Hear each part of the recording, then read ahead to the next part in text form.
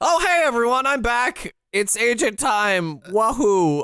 So I was gone for 2 weeks, and I come back, and I have a bone to pick with the two of you.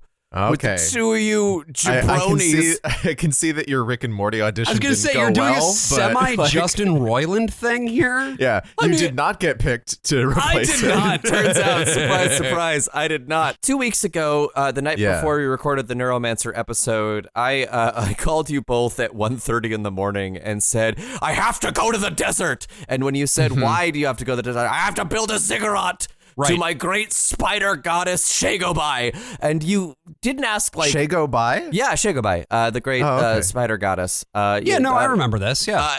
Google it much? Why didn't Shay go high first? Because Shay go low. I go to the desert for 2 weeks, not 40 days and 40 nights, because I'm built different. I was building the ziggurat, and it was a lot of work. There was a lot of sun. I mean, the catering alone cost me so much money. And I built this monument sort of, in honor of love and respect to the great spider god Shagobai. And in defiance of all other known deities, obviously. Yeah. And unknown deities. And I get back to my apartment, and I find that there's a package sitting on my table, and it's from the two of you, but I don't recognize the return address. It's from a place in New Jersey, I guess. Yeah. And we've been there. A place called, I guess, Ong's Hat. Correct. And so I opened this box, and I'm like, it's so nice of them. They know how hard I worked in the desert to build this ziggurat. They surely must have taken time out of their day to send me something reassuring and lovely. And what I find was a hat full of cum. Yeah. We made that with our own 4 hands. It's your cum? So many possible worlds, but we got this one. So many possible worlds, but we got this one. Welcome to the worst of all possible worlds, now with 6 hands once again. And 3 dicks. I'm the worst of all possible Joshes. I'm the worst of all possible AJs. And I'm the worst of all possible Brians. And let me tell you, it was days of cum that went into that hat. Yeah, DAZE even. I think why I'm so excited, AJ, to have you back is that it really wouldn't be a complete worst of all possible worlds episode without you bringing in important facts and figures and bits. Lots of figures, so many charts, tables. If there's one thing that people say about me, it's that I know my facts. Right. And I've never once been wrong about anything on this show. Right. And so when we were putting together today's episode, which is about Stop Making Sense, the 1984 concert documentary about talking heads, you were very excited to put together some facts about talking heads. I was very excited to cover this particular film. Yeah. I will say sort of from the outset to kind of clear the air about it. I'm not like the most religious Talking Heads fan in the world. I don't regularly play their music. It's not in my rotation. I respect it, I think, mostly more than I enjoy listening to it. There are some very notable exceptions, but they are more like kind of like the mainstream choices, I think, for the band. But I was so excited to talk about this film because this documentary might be one of my favorite films of all time. I only sort of recently discovered it. It was sort of a thing that a lot of my friends in college would watch a lot, and I would see it sort of in the background. But it's something that you have to sit down and let it fully envelop your world to I think fully appreciate. And I didn't you can't have it on in the background. It's not that kind of movie. No, I mean it is nice to check in every once in a while. Sure. I think, but to fully appreciate, I think you do have to kind of sit with it and let it completely alter your world. But I really only got this appreciation for it because a podcast that I'm a big fan of, Blank Check with Griffin and David, did a series on Jonathan Demme, which I think is probably one of my favorite of the series that they've ever done, and they talked about Stop Making Sense, and they couldn't stop raving about it. I'm like, you know what? It's time that I finally sat down and watched this thing. And so I sat down, I watched it a couple years ago, and I became obsessed with it. And then, now every once in a while, it's just a comfort watch. I throw it on, and then they took it away because A24 got the rights and did this full restoration. So I got to go to the theater and see it live there, and it rocks as hard as it did the first time I saw it, and I think will continue rocking for the rest of time. Absolutely. Brian, you had not seen this before we watched it for the podcast, right? Nope. Any connection to Talking Heads at all? I know some of the songs. I think, Brian, Burning Down the House for a very specific reason, I think. Because of Home Improvement? Because it was the song that they sang in the finale of Home Improvement. Hell yeah, dude. That's right. They got the construction workers, the recurring character construction workers, including the actor who played Pete, was a longtime member of Bob Dylan's band. That's actually what he did long before he was an actor in such hits as Home Improvement on television. Yeah, they do kind of a stomp thing where they play it with power tools and harmonicas and whatnot. And it's sort of a very up-tempo version of it. Like, it seemed like they needed to condense it to get it to fit the sitcom time limit. I also remember, again, because I was raised by television, I do remember Kermit the Frog singing Once in a Lifetime on Muppets Tonight. Right. The suit. Right. He wears the suit. I know Psycho Killer. That's been on TV shows and stuff. But no, I'm not. I guess I'm not super. I mean, they have some big hits. They have some things that have really propagated. But no, I've never sat down and listened to the albumography of. They call it a discography. Yeah, sure. Yeah, sometimes I do like albumography. Sometimes it's on tape. It's a cassette. It's tape. Yeah, Josh, you, however, I think are probably the biggest Talking Heads fan of any of us. Remain in Light is one of my favorite albums of all time. I've followed David Byrne religiously, sometimes very physically. Yes, Lies Love, yeah. I mean, I wasn't following him exactly, but yes, I went and I saw Here Lies Love, which is the musical that he co-wrote with Norman Cook, aka Fatboy Slim. Yeah. That is on Broadway right now, and when I went and saw the show, I was standing right next to David Byrne for 3/4 of the show. He really loves going. He's there all the time. Apparently. Well, and it's so fun to watch people watch something that they have made, but that is also beyond what they have made. You know what I mean? He was so clearly getting so much enjoyment out of watching these actors take the material and elevate it based on their own performances. He's older now, but he's still a quirked up white boy, and so I identify with that pretty strongly. Sure. And just in general, for me, I think we've done a fair bit of stuff on this show about Stephen Sondheim, and that is music that connects with both of you, and Brian especially, on a very specific level. And AJ too, both of you. I don't know why I said Brian especially. That connects. I'm going to take that again. Because I'm a special boy. You are a special boy. You don't have to take it again. Okay, then I won't. Take it again. Because we're going to keep in that Brian's a special boy. I want the listeners to know how special I am. It wouldn't be unfair to say that I have a similar relationship with Talking Heads. I don't know if it's quite as all-consuming. I have not been listening to them as long as maybe you have been listening to Sondheim and stuff like that. But Stop Making Sense is specifically a movie that I am deeply emotionally connected to, and their music has gotten me through a lot of really difficult times. So I'm excited to talk about this movie, and I'm excited for you, the listener, to be able to hear some of the shit from this, because it is fucking phenomenal. And we'll talk a bit about the music. We'll talk a little bit, of course, about the visuals coupled with the music. But before we get there, AJ, again, stocking up on the facts here, the facts and logic guy of the podcast. Yeah, that's let's me. Let's get it. Let's get those facts.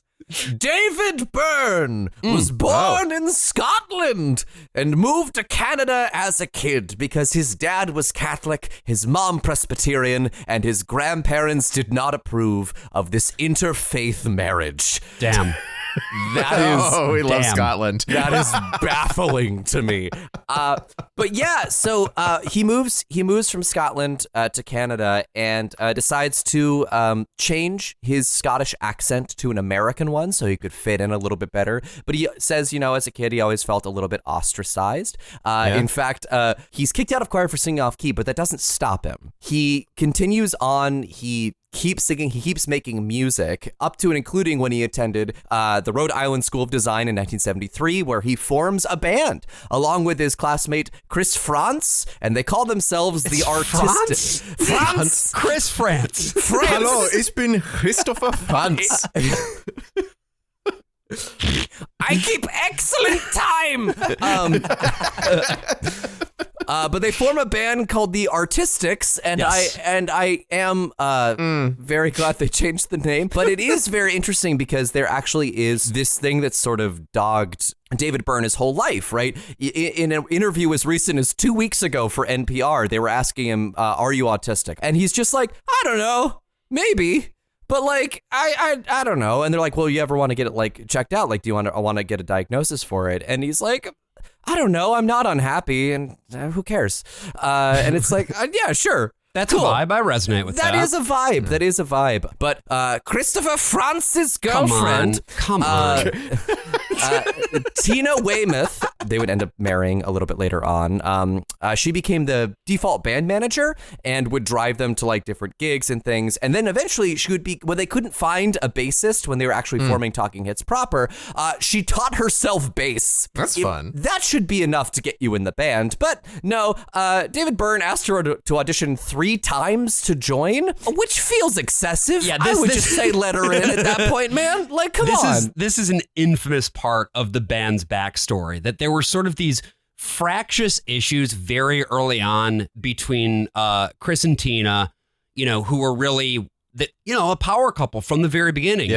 Fell in love pretty quickly at RISD. Like AJ was saying, would get married a little later on in 1977. And David, who is a very singularly driven person, shall we say. Yes. And with a very specific vision for how he wants things to be. RISD? That's what it's called? Yeah.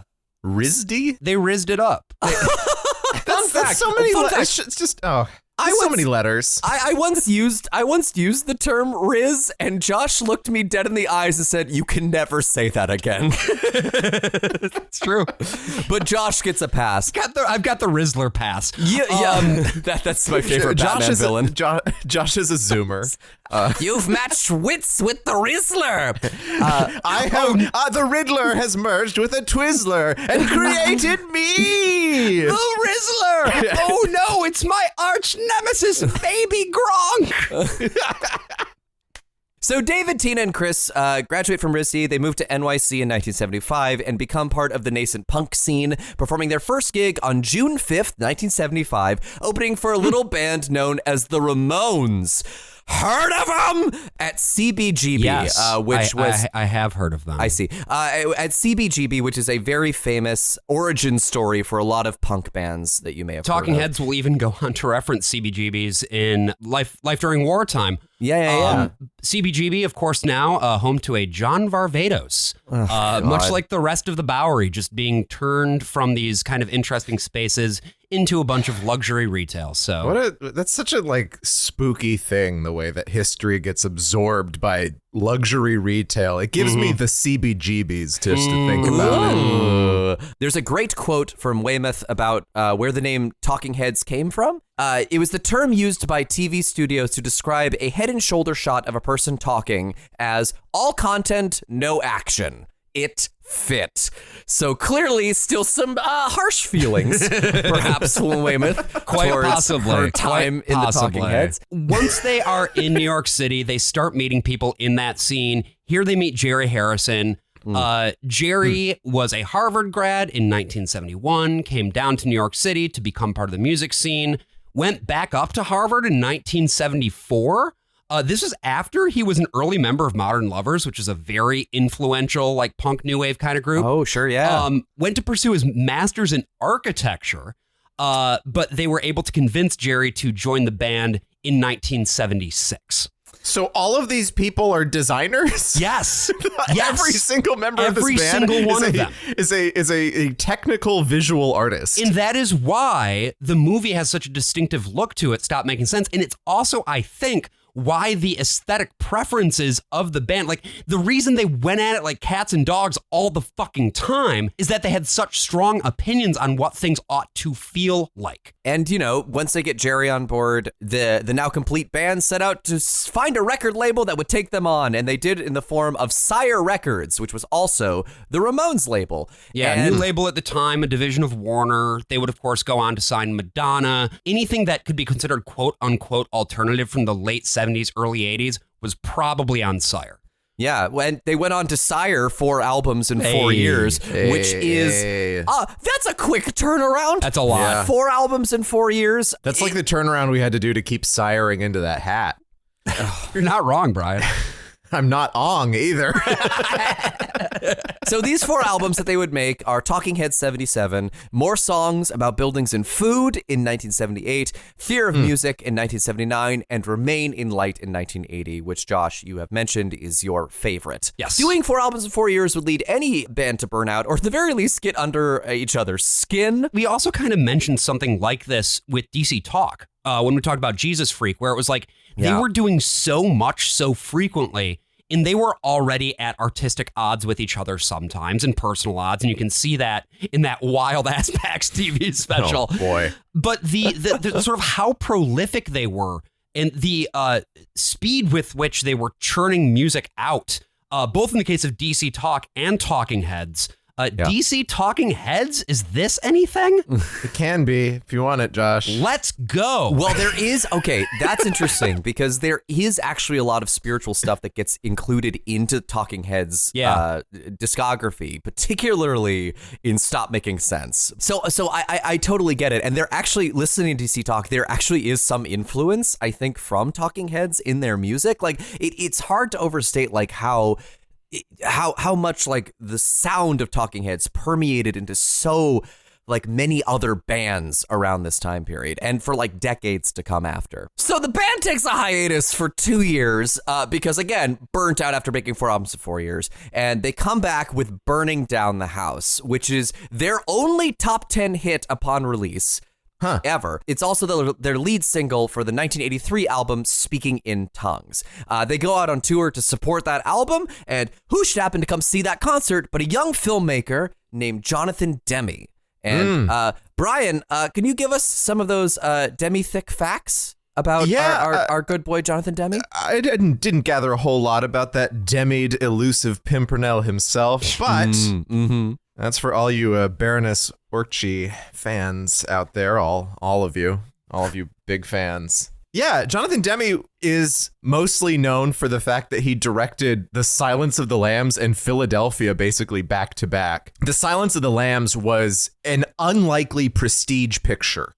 It was, a horror thriller that was released in January or February, where you don't release awards movies. You don't even release movies that you want to make money at that time, right? It's always like a big, like 300 came out in February and it was a huge moneymaker. This is the dumping season, that late winter. Is there any commonality there between the dumping season and the arguing season? Well, it depends on how much you dump. So, Jonathan Demme, you need a sheet of glass. You need a sheet of protective glass, and then you can have the dumping season anytime. So, The Silence of the Lambs was the second Thomas Harris adaptation on film. The first one was Manhunter. Brian Cox's Hannibal Lecter. Really fucking good. Really interesting, yeah. And Demme, of course, got Anthony Hopkins and Jodie Foster, and it's a dark and strange movie that sticks with you, and it was a big time Oscar winner. Yeah. Like, I think it's one of the only horror movies to ever win Best Picture, right? Yeah. And certainly in a very rare category of movies released in the first quarter of the year. Yeah. And then, of course, Philadelphia was another big prestige picture,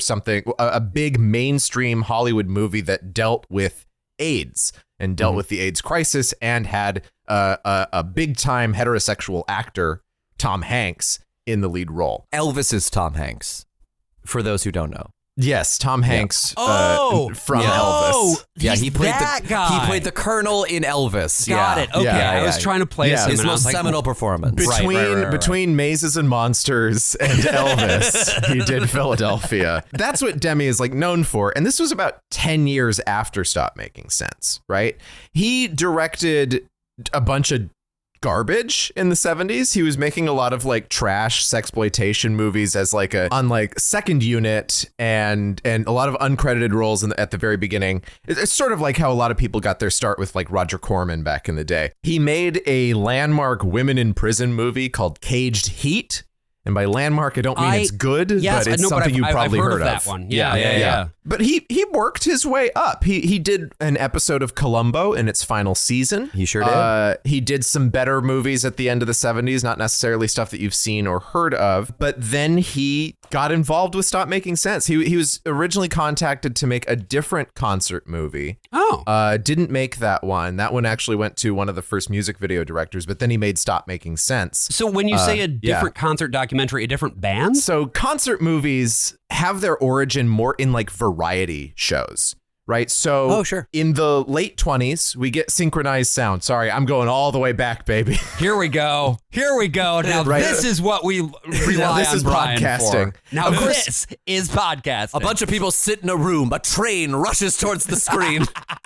Well, okay, we'll go all the way back to there too, because we talked about what have I done? In Hamlet 2000, I think, one of our Hamlet episodes, I think it was Hamlet 2000, one of the very first synchronized sound films was Sarah Bernhardt as Hamlet. She spoke a couple of lines. There was a little sword fight. It's like a minute long, right?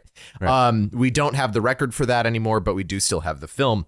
By the late 20s, we developed the Vitaphone process, which allows us to synchronize sound with an entire movie using a very complicated system of cues going back and forth between a record player and a film projector. For a second, I thought you said a very complicated system of cubes, which would have been a lot more exciting to me personally, just because I like the idea of like, next you have to slide the cube 2 inches to the right. So by the late 20s, of course, the big hit of the synchronized sound era was The Jazz Singer, starring Al Jolson, right? Who was one of our biggest stage performers at the time. Vitaphone pictures before this were not talking pictures. They were pictures where you just had the music synced up and maybe some sound effects here and there. But you didn't have to have your own musician anymore. But with The Jazz Singer, this was actual, like, synced to the mouth, very, very sensitive stuff, because he had to perform a song, and because he was Al Jolson, he had ad-libbed during the film shoot. So The Jazz Singer is mostly a silent film. These performances on stage where he's in blackface, they are sung, and you can hear him talking and singing and everything. Isn't it awful that every single form of media that has happened in America has its origins in blackface? Musical theater, sound on film, everything. You can't get away from it. You really can't escape it. Like even when it comes to David Byrne promoting Stop Making Sense. Oh God! I think I missed this. What? Oh yeah. So David Byrne did this like fake interview with himself where he's playing a bunch of different people interviewing David Byrne, asking him about why the suit is so big. Or why he'd work with Jonathan Demme. Yeah. And so it's him in different costumes. One of them is a black man. Oh, I wish he hadn't done that. He didn't consult any of his bandmates before this and being like, hey, I got this idea for a bit. And they're like, who knows if he I don't know, David. Or maybe any of the members of the live band specifically who are all black. That's what I mean. Yeah. Maybe he just thought, like, it's okay. I have black friends, you know? I mean, it's certainly not an Al Jolson type. This is the same time Neil Diamond did a remake of The Jazz Singer, also doing the not Jolson style blackface that's still, blackface. But anyway, Jesus God, as we go on, by the time we get to the 1930s, right, we've done the whole Paramount musical where they got every star that they had on the lot to sing Singin' in the Rain in front of Noah's Ark. In 1930, we get at least 60 Hollywood musicals produced. 60. That's so many musicals. That is an absurd number of musicals. I like musicals. That's probably like 58 or 59 more than were strictly necessary. So a lot of these musicals, we have book musicals that have a story, but then there's a lot of variety shows. Again, a lot of this is just like, here's the novelty of sound. Come to the theater. Maybe you'll even see some stuff in Technicolor. A perfect example of something that was made entirely in 2-strip Technicolor at this time was a movie called King of Jazz. There was a band leader named Paul Whiteman, who, yes, he was, who was... Wait. Are you saying he's what? He is. And he was known at the time as the King of Jazz. Even Duke Ellington called him that. But he and his orchestra performed this whole concert. It wasn't a live concert that was filmed. It was a concert made for film, but it's still a bunch of people on stage. There's a gigantic piano that has an orchestra inside of it. There's even a little animated segment. There are a couple of little tiny sketches, which are called blackouts, where it's like a really fast, like ba-dum-bum, and then it cuts back to the music. So is this the first like true concert movie then? I would say it is. Okay. Others would probably disagree. There were a couple of fuck them. It's our podcast. Yeah, there were a couple of like classical concerts that were done in the 40s. They're very boring with like Iturbi that are cited on Wikipedia as the first concert movie. I think of King of Jazz certainly as like it is a full concert as a film, and no one went to see it. And then they made no musicals in 1931. They were like, oh, everyone hates musicals now. And it's like, no, you probably just shouldn't make 60 of them, including 2 starring Al Jolson in the same year. Well, it's the Western problem too, right? Yeah, where Hollywood just does this thing where it burns out on fads, right? And we're seeing the exact same thing with comic book movies, right? Yeah. Pretty soon, though, people watched concerts. If they weren't watching them live, they weren't watching them at movie theaters. They were watching them on television, right? Oh, if you watch the old clips of Sister Rosetta Tharpe playing her guitar at that railroad, that's a TV broadcast. You have the popularity, of course, of American Bandstand and stuff like that. Yeah, American Bandstand, Ed Sullivan, right? Lawrence Welk, Steve Allen, and actually Steve Binder, a man who worked on the Steve Allen Show, shot a concert called TAMI. Teenage Music International. Yes, teenage is 2 separate words there. That's old timey shit. You know, it is. You know something's old when there's a hyphen thrown into a word that does not need one.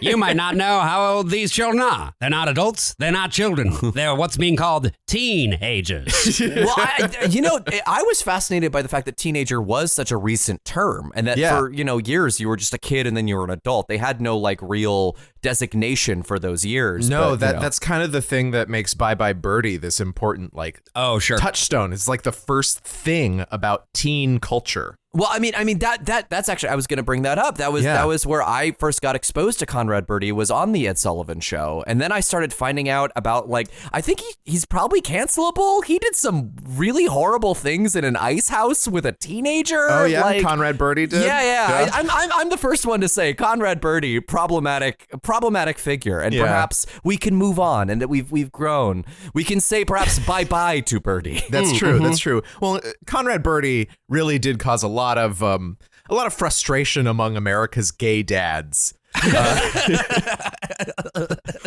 gayest dads. The gayest dads ever. I played McAfee in high school. I thought you played Conrad. I did both. Within the span of 2 years, I played Conrad, and then I aged no modern child should quickly. ever have to do Bye Bye Birdie, let alone more than once. Can I get from one of you just sort of like an example, maybe sure. Impression? The name's Templeton the Rat. I love eating trash. Is that what you wanted? An example of Paul Lynde? No, I was just saying. Brian, I thought that was your impression of me. I was just saying, I want to hear a standard issue gay American dad, but I like the Paul Lynde. Yeah. One of my favorite Paul Lynde bits when he was on the Hollywood Squares. They always ask a question, and then, you have the square, they make a joke, and then they say the answer that they've been scripted to say or whatever. Sure. And so the question was, when a man falls off of a boat, you say man overboard. What do you say when a woman falls off? And Paul Lynde leans into the microphone and says, well, full speed ahead.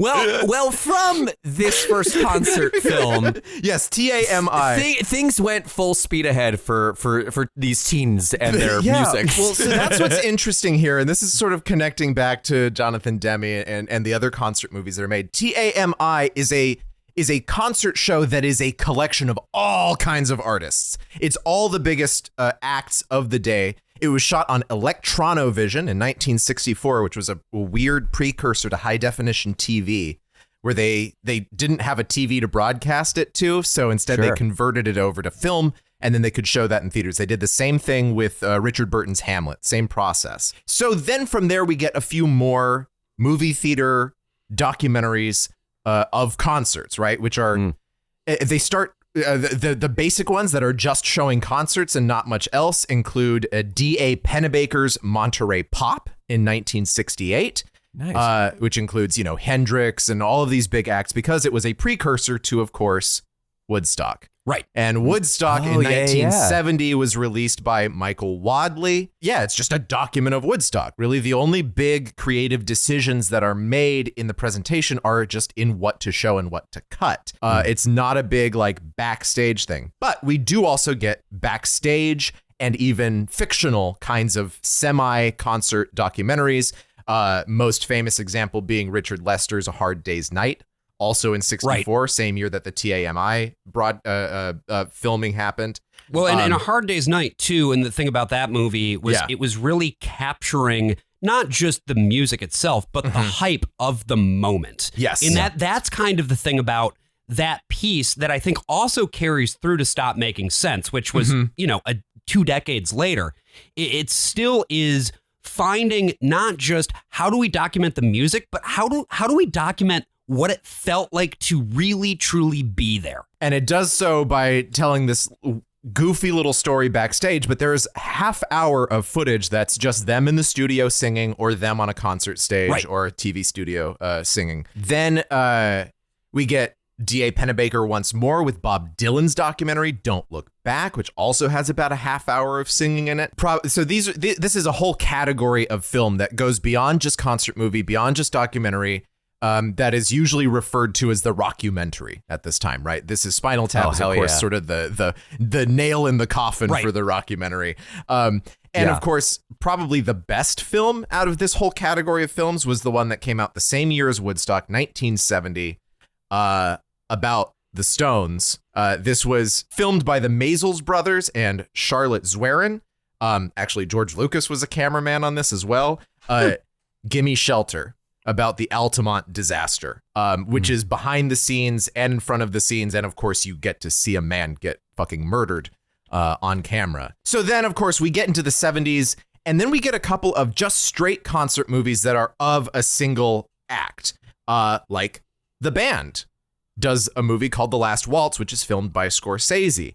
Right. And in the 70s as well, we start to get a new form of distribution, which is not just bands going on a variety show like Ed Sullivan and performing, but actually filming something ahead of time and then sending that to a television program. Queen is one of the big leaders of this. Bowie is one of the leaders of this. And it's, of course, called the music video. Yeah.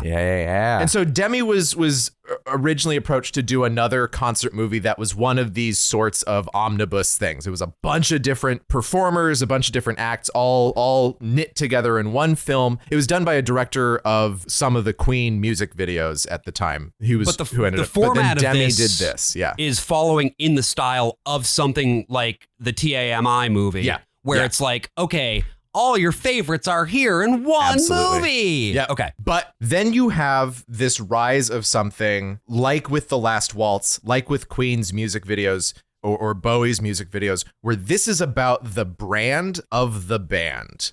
In The Last Waltz, literally the band. But this is about talking heads. And in the 60s, you had that too, but it included more backstage stuff with the Beatles, with Bob Dylan. Now it's none of that. This is just the concert. You're just seeing the concert. You don't see all of it. A little bit has been edited and removed, but this is just a pure concert experience now.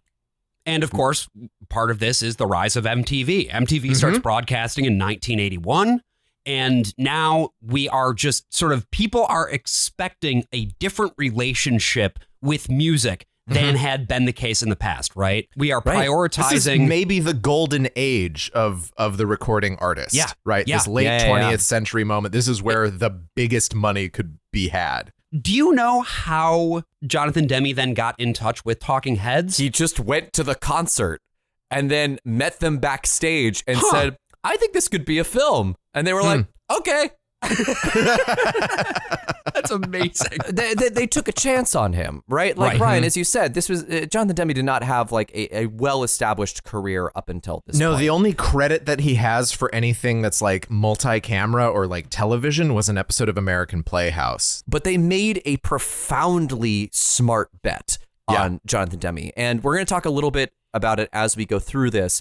But one of the things that they harp on a lot in that Blank Check series about Jonathan Demme is just that he is one of the most empathetic filmmakers ever, and that he is kind of slept on as an American filmmaker. People don't really recognize his artistry because he was able to sort of do all these different styles, but there was one sort of constant that he was able to bring to everything, and that is his extreme empathy for humanity. Yeah. And what makes this movie so remarkable is that his natural visual eye is drawn to the things that make you fall in love with these bandmates. Absolutely. The small idiosyncrasies of their performances, the joy that they're able to radiate, and how that joy then like travels down the line of the band. And for all the friction behind the scenes, what you get in this is a bunch of this one big community coming together to create this beautiful work of art. Yeah, it's a lot of people on that stage. But not at first. Part of what's so cool about the way this movie starts is that it is an empty stage. There is nobody on it. And brightly lit. You can see that it's an empty stage, right? You can see the back wall, the stairs. Yeah. It's all just a totally bare. David Byrne wearing a janitor outfit, just sweeping the stage, pretending not to see the audience, about to turn around and like, oh, hello there, surprise, he's part of the concert. Thank God that wasn't it. No, it's not what we get is a close-up on David Byrne's shoes. And we don't even know it's David Byrne yet. We just see a pair of shoes, and they're walking onto the stage. Who could this possibly be? Who could it be? And he sort of steps in place. We see him place down a little fucking boombox, and he says, "Hi, I've got a tape I want to play." And we hear this 808 beat. This is the classic Roland TR 808, the drum machine of the 1980s. And he just starts playing his guitar and singing Psycho Killer. Can't seem to face up to the facts. Tense and nervous, can't relax. Can't sleep, bed's on fire. Don't touch me, I'm a real live wire. Psycho killer, qu'est-ce que c'est? Run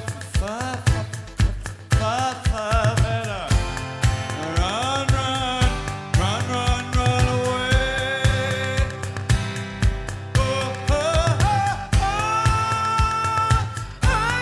Now, this is very different from the sound on Talking Head 77, right? Right. This is austere. This is stripped back. Now, worth noting, the whole I'm going to play a drum machine and sing over it. New Order infamously created Blue Monday so that they could do an encore by just pressing play on a TR-808 and walking back off stage again. Oh, so they didn't even sing with the track. They just played a tape and left? Or... that's my understanding. That's great. That's amazing. You want more music? Here. Fuck it. And things that sort of jump out at you immediately is that David Byrne is an incredible showman. Yes. Right?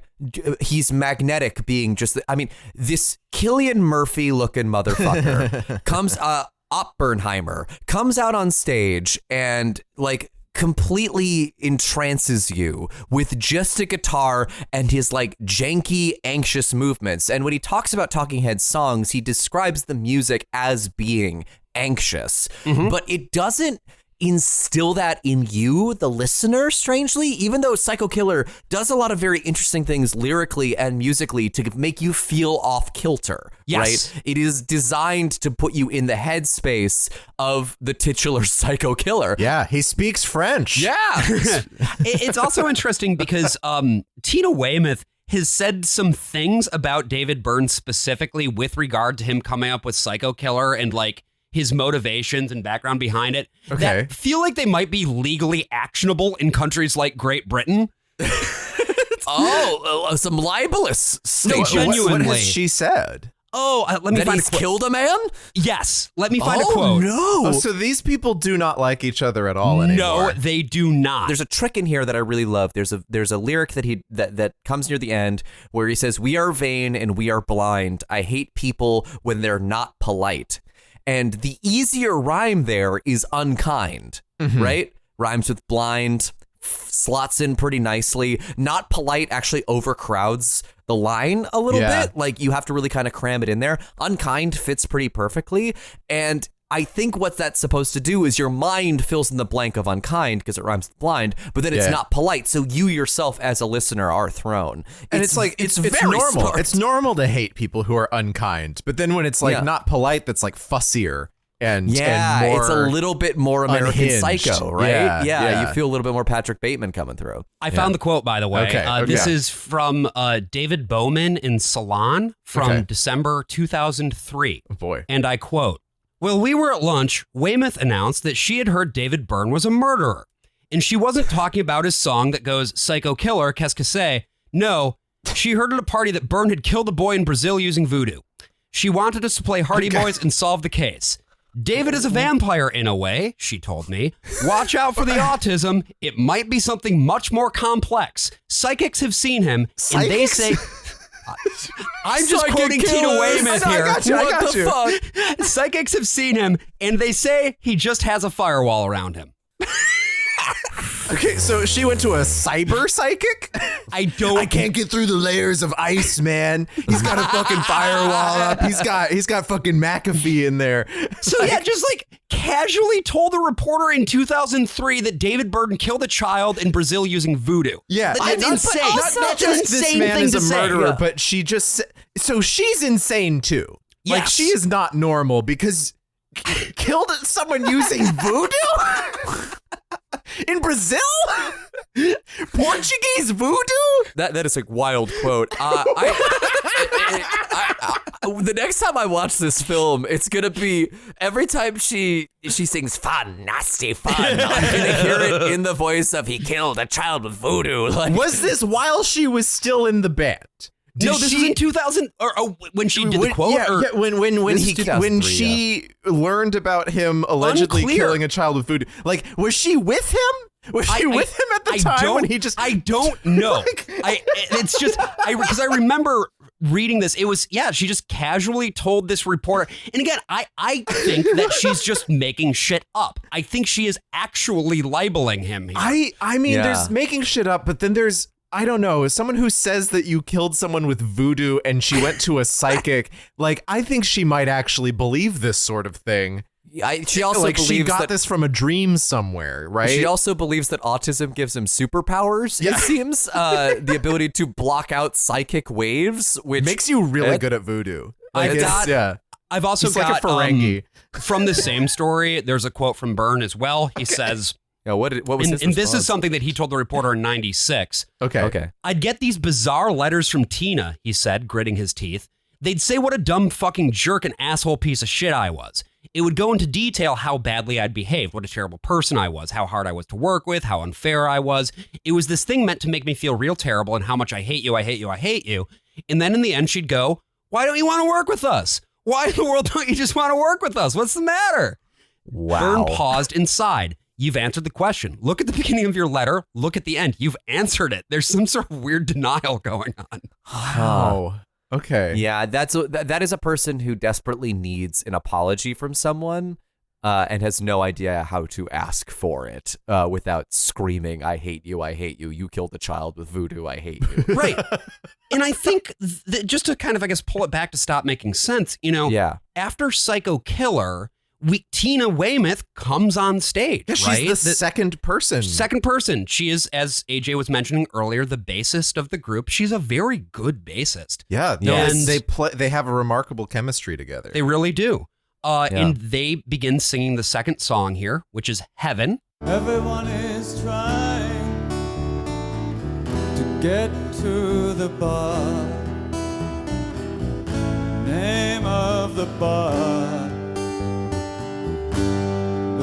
is called heaven. The band in heaven, they play my favorite song. Play it one more time. Play it all night long. Oh, heaven, heaven is the place, a place where nothing ever happens. Just there's a beauty here. By the way, the singer there, that is not Tina. That is a backup singer who at this point is off stage. Oh, okay. But you can hear the way that Tina's bass and then David's guitar and vocals are all blending together. There's something very magical. And AJ, you told me that this was the first of 3 points in this movie at which you cried. Yeah, seeing it in the theater. I want to set the scene for where I saw this a few days ago.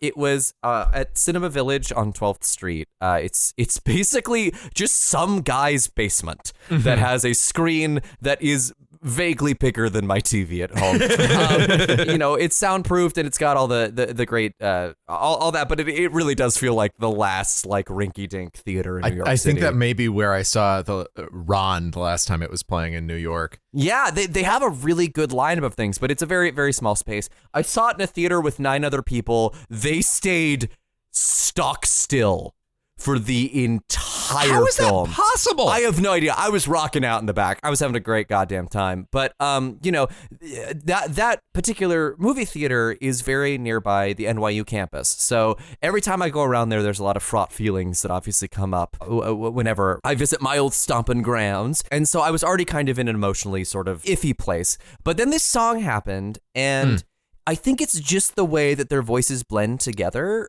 Particularly in the final line of it where they sing heaven, where it really like hit my heart in a very specific way, but also like the sentiment of the song of heaven being a bar with music playing. And it's nothing always really like your happens. favorite song, You just and nothing really out. happens. Yeah.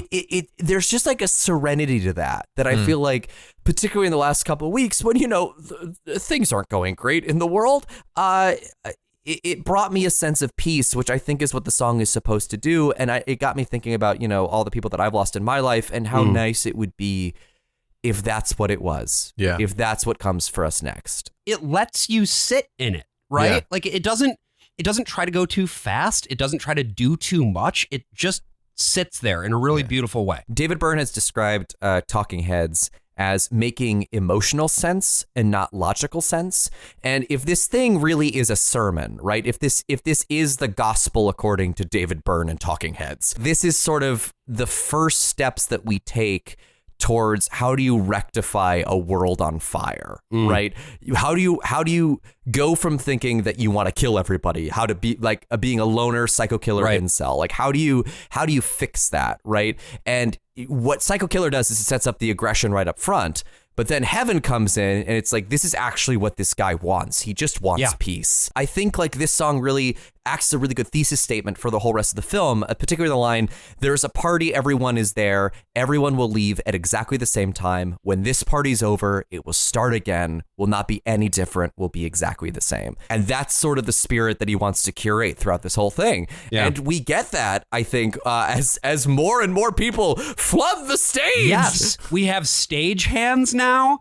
They're rolling platforms on. Yeah. The stagehands become increasingly important throughout the show, too. The drum kit gets entrance applause. Yeah. And Chris France has not even stepped up to the drums at this point, but then he does. And he does. Chris is wearing his fucking blue shirt. God damn you, Chris. David gave very specific directions to everybody that they were to wear neutral tones.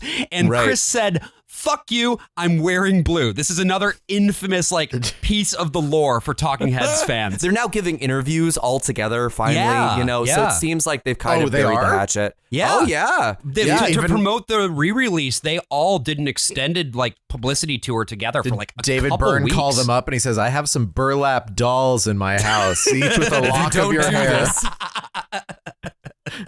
Allegedly. And so Chris gets behind the drums and starts banging out a beat. And now, along with David's guitar in Tina's bass, we, of course, have an actual backing beat for thank you for sending me an angel.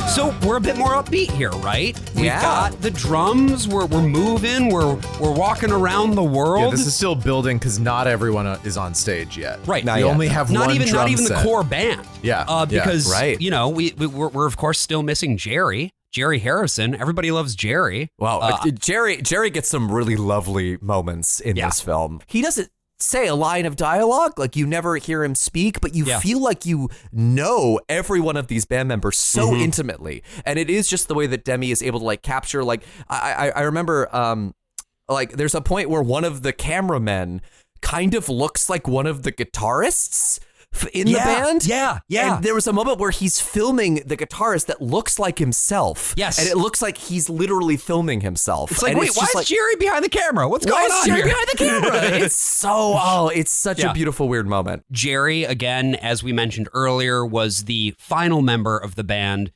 who came back from Harvard to play. He mostly plays keys and rhythm guitar. And in Found a Job, we get to start to hear a little bit of what his guitar riffs sound like.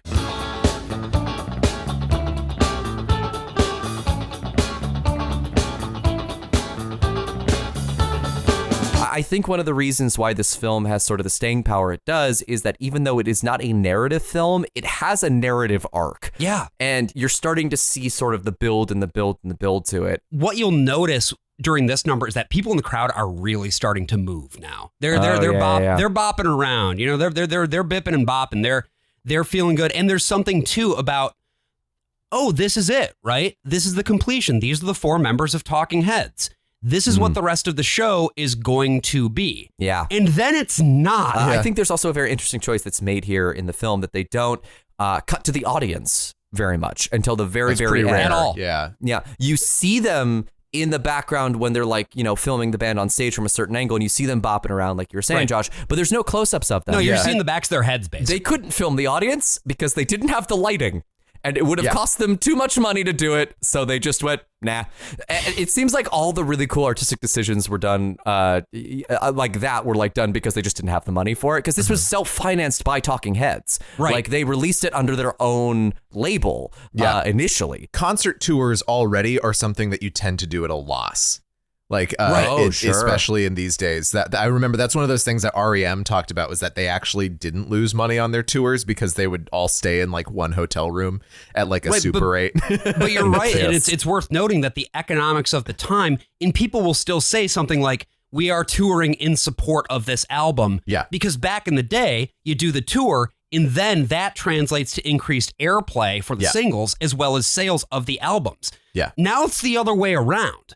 But back then, especially with financing a whole movie, what they had to do here was build sort of a minimum viable product using the tools that were available. I think the cool thing about the crowd shots or lack thereof, though, is that, yes, normally what you get in concert documentaries is those big wide sweeping shots, right? Where it's like, here's a bunch of people dancing. You don't see that, but there's something that actually immerses you in it more that you're not seeing them. Instead, you are the audience. You are the stand-in.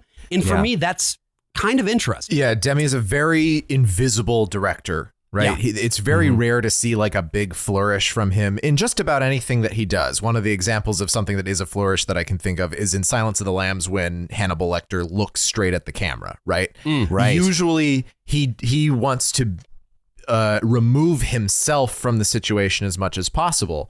And so Stop Making Sense is a very subjective movie, but it's one that is invisibly subjective. It goes the places where he just naturally looks, right? Now it's a wide shot. Now we're close up. Now we're doing this. Aside from little things like the feet, like the creative choices are not super like, oh, and now he did this. Right, right. Oh, there's this weird thing that he went backstage and shot. Nope. Yeah, this is not West Side Story with that fucking like crane shot that comes out of the thing, and now we're way up high. Yeah, no, this is. It's not interested in doing that. What it's interested in doing is showing the way that this band congeals as a band, right? Right. In Found a Job, there's a really cool moment where there's like an instrumental guitar break, and they're all just playing, and the camera angle is lined up in such a way they are actually behind them rather than in front of them. And what you're noticing is from their physical movement and their body language, this is a band that despite all of their many well-documented issues, were still incredibly in sync with each other musically. Like these guys could jam. Oh, absolutely. And, you know, I think none more so than in the next song, Slippery People.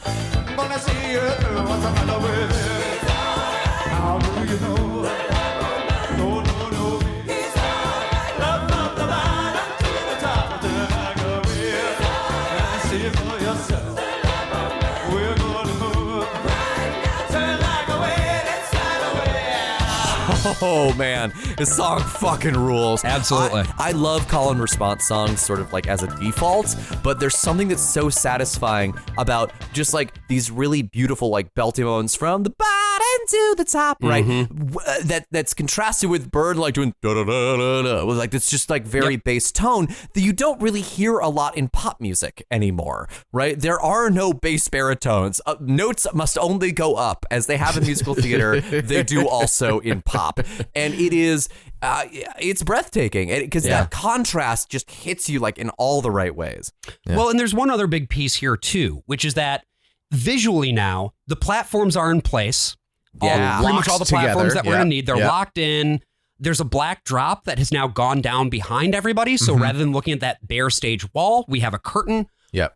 Jerry has moved up onto the keys, and we get a brand new guy. So this is Steve Scales. He does percussion for the entirety of the rest of this concert. He starts out on the bongos and Slippery People. He is also then joined by two backup singers, Lynn Mabry and Edna Holt, who are having the time of their lives. They are so talented. Like, oh my God, they're having a great time, and their harmonies are perfect every single time, and they're doing incredibly complex choreography. Like, I don't know if y'all saw American Utopia that David Byrne did. That was filmed by Spike Lee. Who I think is, along with Jonathan Demme, like one of the greatest filmers of live performance that I've ever seen. Yeah, because his film of Passing Strange is unbelievable. And because it's Spike Lee, there are touches that draw your attention to Spike Lee doing something that, you know, well, he's isn't making just a Spike Lee. He's making a joint.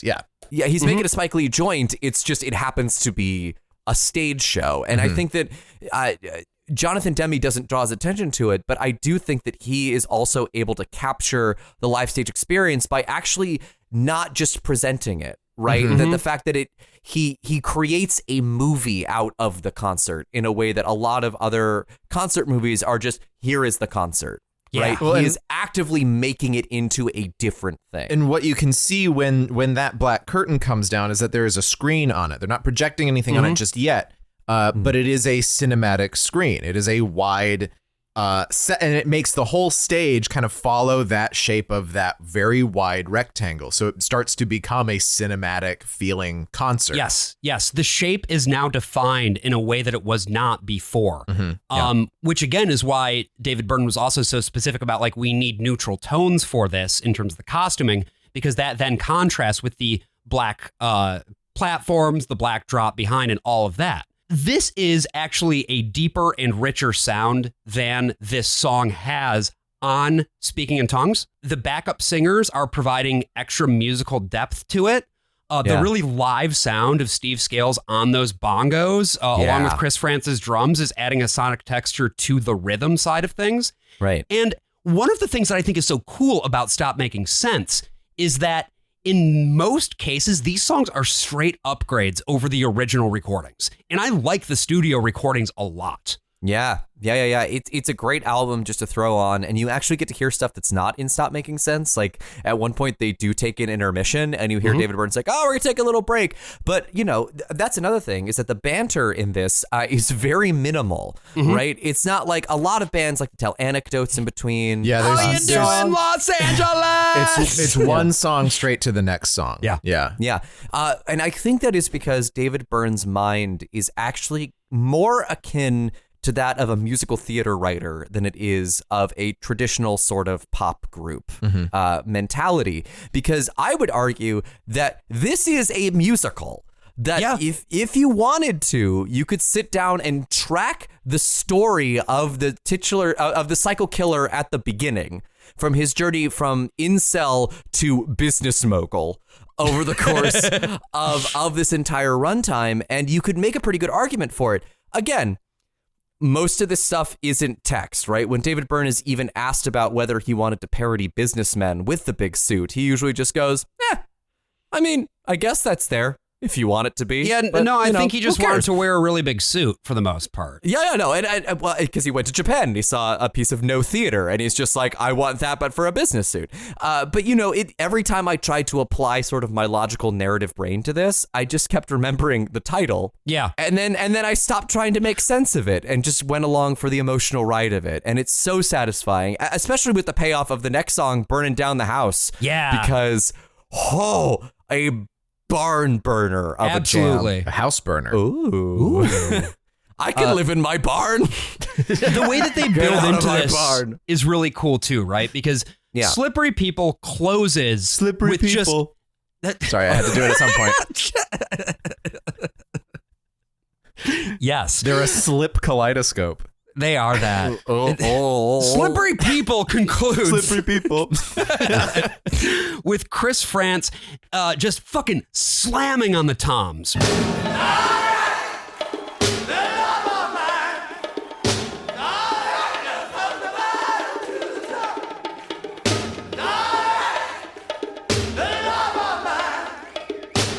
Before we even get into Burning Down the House, we are very clearly doing something here with the rhythm to get us into a higher energy mode. Yeah. And then everybody else comes in. That's right. There are even more guys.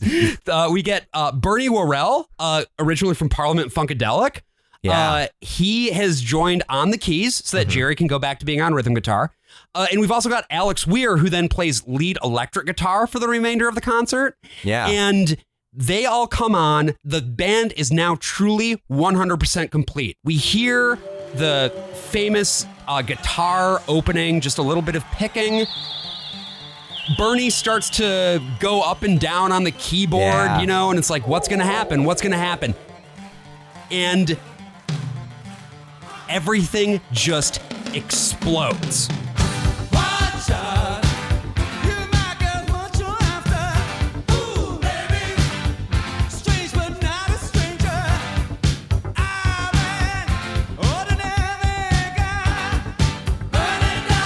This was the #1 hit off of the album that they're touring, and it's the one everyone's kind of been waiting for, right? Right. Because they throw them off the scent a little bit, because Psycho Killer was their previous most well-known song, and Byrne gets it out of the way immediately, and it's an acoustic version of it, right? So now people are off kilter. They don't know what to expect of this thing, and what they get is a longer, more bombastic rendition of their big hit, Burning Down the House. Yes. My first exposure to this song was on Home Improvement, and that version does not do the song justice. It's pretty good, though. Taylor. It's fun. It's pretty good.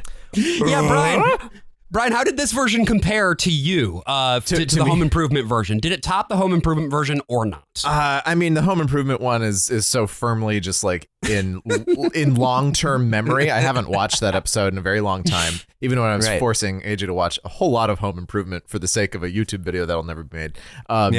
I mean, I do love the use of non-traditional instruments. I am a big sucker for things like power tools being used to create percussive melodies. So, but no. So that's your note here for David Byrne. For David Byrne is maybe David Byrne should try being weird for a change. Sure. Yeah. Like Tim Allen. Like, like the avant-garde comedian / actor Tim Allen. Perhaps David Byrne should stop making sense. That's all I'm saying. Yeah. There is something, actually, what's weird about watching that Home Improvement version of Burning Down the House is that it does feel weirdly Talking Heads. Yeah. Which is such an odd thing for a comedian as conservative as Tim Allen. It's still very pandering. Like, Tim Allen is always going to like make a face or whatever, right? Like he literally would just grunt when people didn't laugh at his jokes. And then that just became his main bit, was just going all together now. I don't think so, Josh. But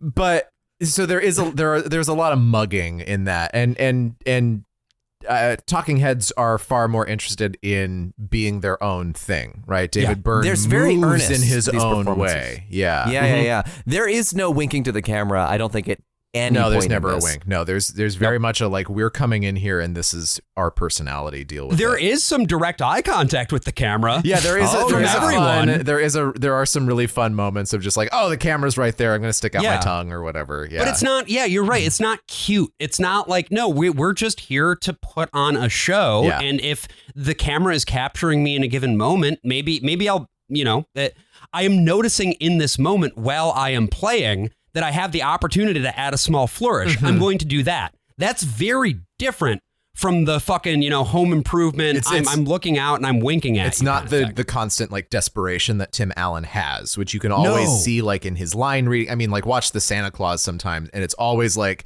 he's made a joke and then he's like looking over at you to make sure that you laugh at it. Like, did you get it? Did you get the joke that I made? And then go back. David Byrne is not doing that. One of those jokes impossible to get. He refers to himself as Papa Shisho, which is a reference, I thought, to what Italians called Santa Claus. Okay. Turns out, no, it's referencing a bit, I believe, on the Ed Sullivan Show, where there was a little that's the Ed Sullivan voice. Yeah. Yeah, there was a little puppet that I guess was Santa's helper. Okay. Who would Ed Sullivan would often go Papa Shisho to summon this thing, and so like you watch the Santa Claus. For the boomers. You watch It's also Santa for Claus. Brian. It's specifically for Brian. Brian was like, we got a really great show here. We got Talking Heads.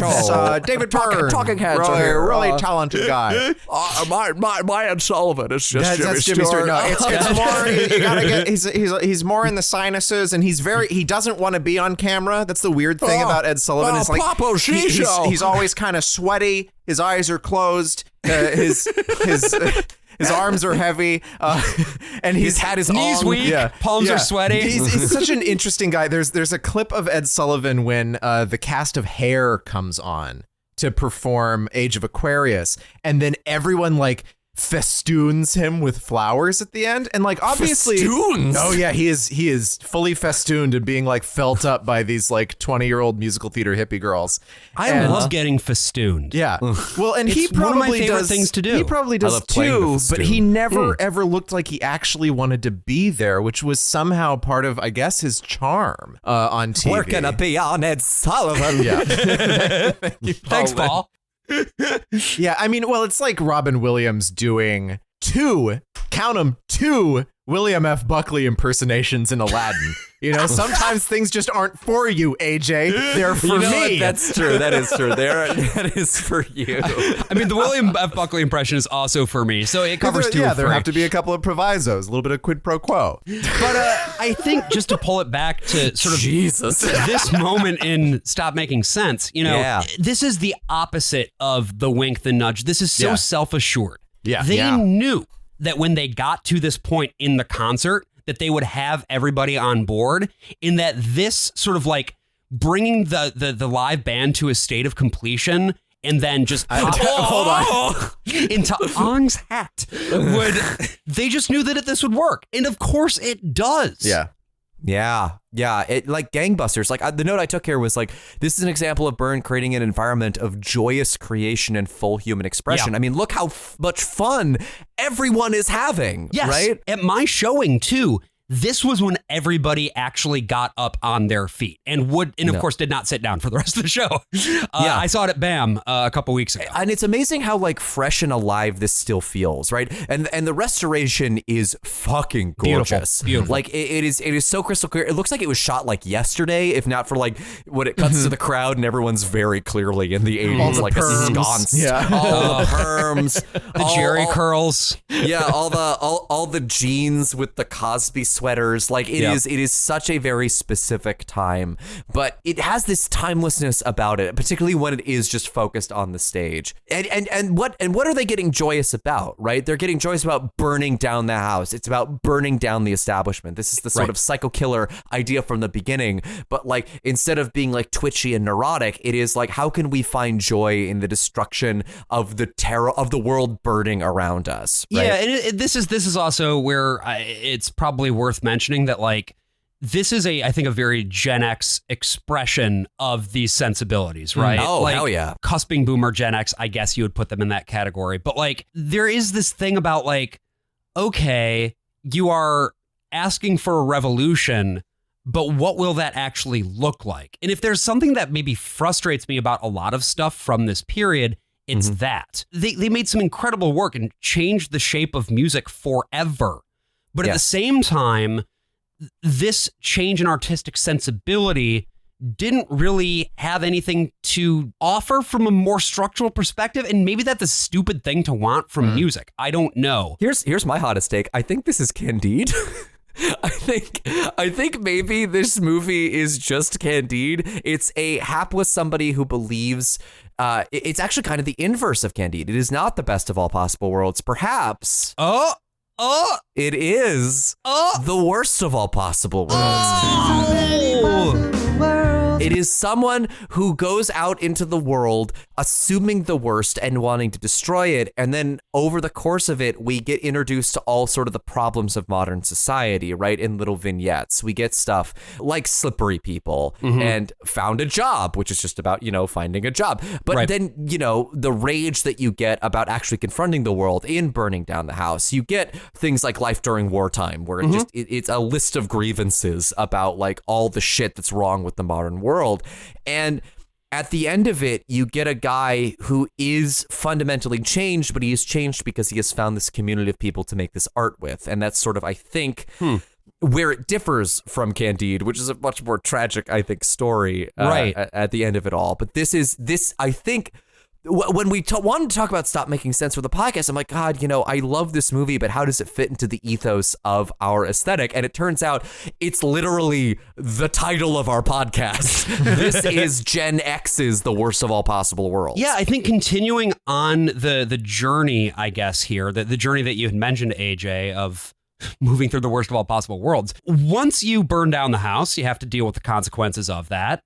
Right. This happens in this concert with the song Life During Wartime. This ain't no party, this ain't no disco, this ain't no fooling around. No time for dancing, I love it, Dobby. I ain't got time for that now. This is the grooviest song about living in a post-apocalyptic environment I think I have ever heard. It is also a straight upgrade again over the original on Fear of Music, which is nowhere. The original is much shorter and it's much less groovy. This is also where we get some of David's most famous moves. Sort of the wiggly worm thing that he does, lying on the floor, the jogging in place. We get what I can only describe as a lot of like weirdly sensual close-ups of the act of making music. Like, Bernie Worrell is like so sweaty, and he is like looking like he's having half an orgasm while he's playing the keys on this one. Jerry similarly is just like they're both pouring themselves so immensely into the making of the music, and that is happening as this sort of jogging is occurring right in front of them up on the stage. And I don't know, it's so physical, it's so kinetic, it's so exciting. I also love the way he pronounces Detroit. But I was listening to the song, I'm like, this sounds incredibly familiar to me. Like, particularly the line, "This ain't no party, this ain't no disco, that whole bit. And I was like, why does it sound familiar? And then I realized, unfortunately, that they sampled this in High Fidelity, the musical. No! At one point, the entire ensemble goes, this ain't no party. This ain't no coconuts. And No! This ain't no coconuts? Yeah, I guess because they're describing the last real record store on Earth, and I guess coconuts is a record store. I don't know. There's a lyric in this that really spoke to me, and it was about sort of surviving an apocalypse, right? What do you do when the world around you is burning? And it said, burned all my notebooks. What good are notebooks? They won't help me survive. Mm-hmm. My chest is aching, and it burns like a furnace. The burning keeps me alive. God, that's evocative. And it's so telling of like a Talking Heads lyric, right? It is so poetical, and it doesn't 100% make logical sense, but like the feeling and emotion behind it hits you like a fucking train. These feelings will, of course, continue. This is where they took the break in the actual concert. So I feel like we should take our break here as well. Yeah. And as we go into the break, I think we're just left with a bunch of questions. Like, what good are notebooks? But also questions. Oh, no. Oh, God.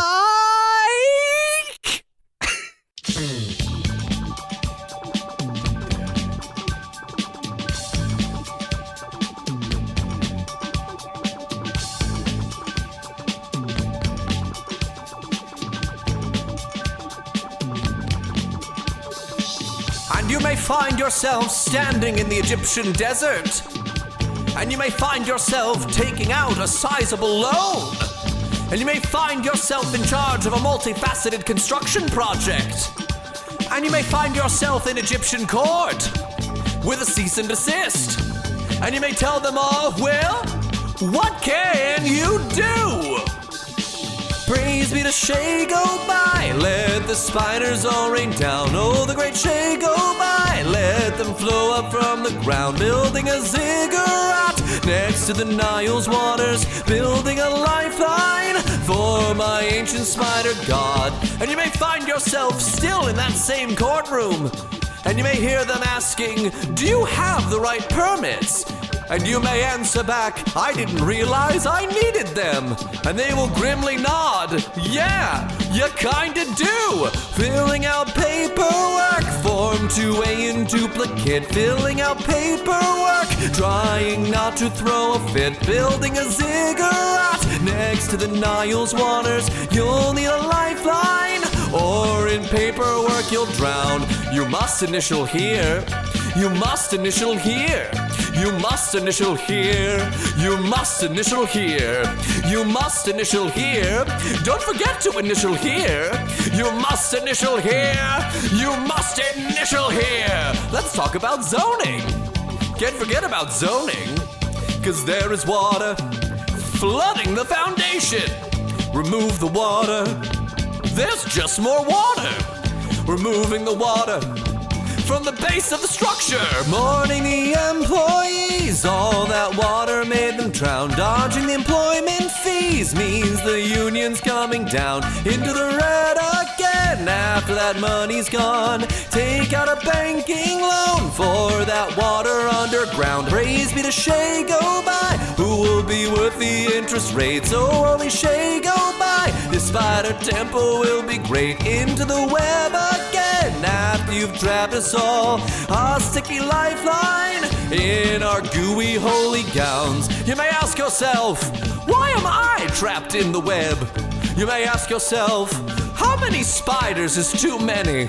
And you may ask yourself, are we people or are we food? And you may scream to yourself, my God, what have I done? Letting her read your brain as her webbings are unfurled. Letting me take the blame as she takes over the world. Building the ziggurat next to the Nile's waters was such a huge mistake. God, someone save me from myself. Unleashing Shay, go by. Oh my God, she's got Japan. Fear the great Shay, go by. She'll devour every man into the shit again. After the world's devoured, throw us a lifeline so we can begin again. Oh God! Oh, there's so many spiders! Oh, what did I do?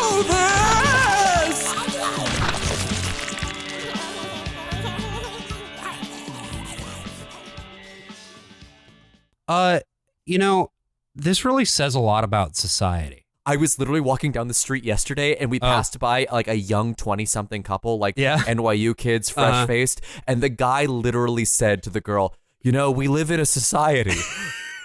Full sincerity, full-throated. And I was just like, what? I need to get out of NYU. I need to physically leave this space. You already did that. Did I, Josh? Did I? I don't know. You tell me. When I was just a young freshman film student, I decided to write the most film student line that I could think of. Make the most film student scene possible. And so it was these two guys sitting together, and one guy just said, "Do you ever think about things?" And the other guy said, "Yes." And then started to cry. Yeah! That's what I'm talking about. Brian, that's fucking gorgeous. It was done in one shot, and we did, I think, 30 takes of it because we kept breaking. It was very unprofessional, the atmosphere on that set, but yeah. Oh my God. Well, sounds fun though. Yeah, we're getting into the part of Stop Making Sense that really says a lot about society. Hell yeah, we do. It does think about things. Making flippy-floppy. Yeah. Which about the career of John Kerry. Hey, am I right? Let's fucking yes, dude. Let's go. Yes, that waffling ass motherfucker. His time has finally come. Here's the thing. I was in a very small cluster of people in San Diego that voted for Kerry. We were a pro-karyotic cell. And God damn. Wow. No, you brought it home. That's really good. Thank you. I wrote that joke, no kidding, when I was 17 years old. That was it. Yeah. You karyotic cell? You? Yeah, I karyotic cell. I karyotic cell wrote that joke when I was but a 17-year-old incel. That's not true. I was very popular. Okay. Yeah. What up? Mr. Popularity over here with his fucking horse cane here to tell us about how? No, that was college. Horse cane was college. That's when I got not so popular. But high school, oh man. AJ was like, I need these girls to stop jumping on my dick so much. How do I alienate them? Horse cane. I need rest. I need to slumber.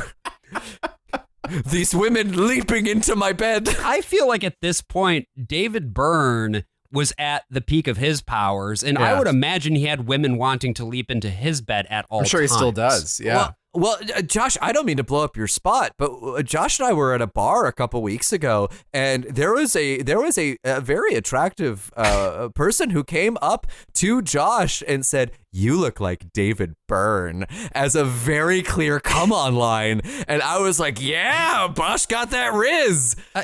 And that's when Josh looked me in the eyes and said, "You must never say that word again." That's true. It's nice that you guys hang out with each other. All of that is true. AJ did not embellish that story at all, and it makes me so upset. As we learned on the Lads Cast, AJ never embellishes. Never. If anything, he removes details. I want to talk a little bit here about making flippy-floppy in Stop Making Sense, because visually, this is one of the most memorable moments where they've got these projections. Yeah, this is where they finally this is the full complete image. When they come back from the break, and I didn't know the break went here, but it kind of makes sense because the film sort of just cuts to images of projections first and then comes back to the whole stage.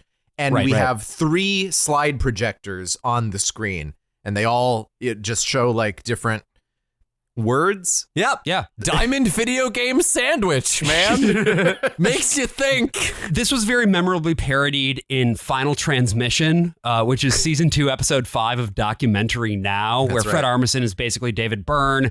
You've got Bill Hader in there with the fucking blue shirt. He's wearing the same blue shirt that Chris France wears, and it's not making sense.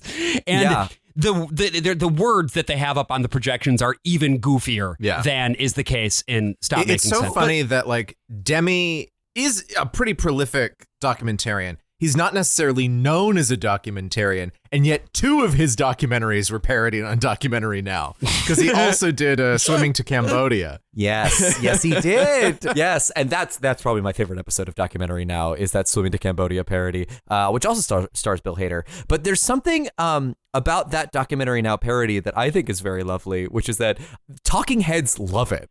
Like, I'm not literally, surprised. like Byrne was just like, I am flabbergasted by the amount of detail that you put into this parody, and it is just a very good rockumentary. Like when you watch that parody, like I don't know if there are parts of it that are very funny, but for the most part, it's just very good music. Yeah. I don't know that musically it ever quite reaches the level of Talking Heads, but there's a couple songs that are pretty good. The bass line for Making Flippy-Floppy gives me like real Thriller vibes.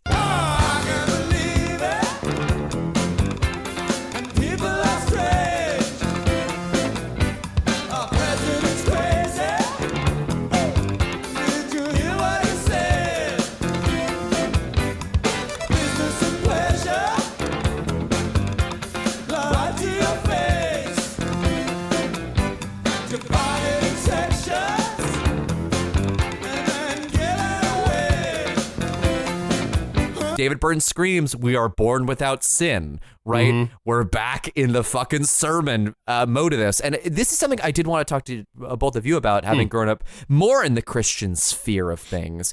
How much of that do you feel was an influence on this particular concert film? Like, did you ever get sort of flashbacks of church, but also to just like listening to Christian music in general? My pastor did wear a large suit. But he was kind of a big man. Did it fit him, or was it a too big it fit suit? him. I mean, the 90s, the shoulder pads were all the rage, but Oh, sure. Still, the suit was big. Yeah. I don't know. I didn't really feel a strong sense of that in here. Personally, at least, it didn't resonate with what I experienced in that tradition. But that also is because the tradition I was raised in was so austere. We didn't do a lot of yelling. You know what I mean? Oh, yeah. Sure. They just walked around with buckles on their hats, wooden shoes. The only time they ever had any... Are we bringing the bit from Lads Cast Yes, we are. into this episode? If you want to hear more about Lads Cast bits, because the only color that they're allowed to have in the Netherlands, or by extension Iowa and Michigan, is brick red, and whatever color a tulip happens to be for 2 weeks. Right. And then it goes away. Everything else has to be the color of their pastries, beige. And black, because sometimes you burn them because you get too involved in something. Exactly. Yeah. Exactly. Perhaps staging West Side Story. Yes. No, God damn it. Or reading the scriptures. But just to like really like talk a bit more about the visuals and the projections, right? Yeah. It's these big red boxes. Yeah. And within these red boxes are white text, and it's lots of different things that really say a lot about society. Yeah, eventually they're blue. Yeah. They're blue later. Yeah, well, which is very fitting because they briefly do assassins in this song. Yeah. There's a little bit of the Hail to the Chief that's sort of like that kind of fades out a little bit. That is some wonderful work on the keys there, once again, by Bernie Worrell, who I think lends this version of the song a very dissonant and weird quality, right? Yeah. The song is so upbeat and it's so funky, and yet when the synthesizers come in here, it's always like, what? Like, what the fuck is going on?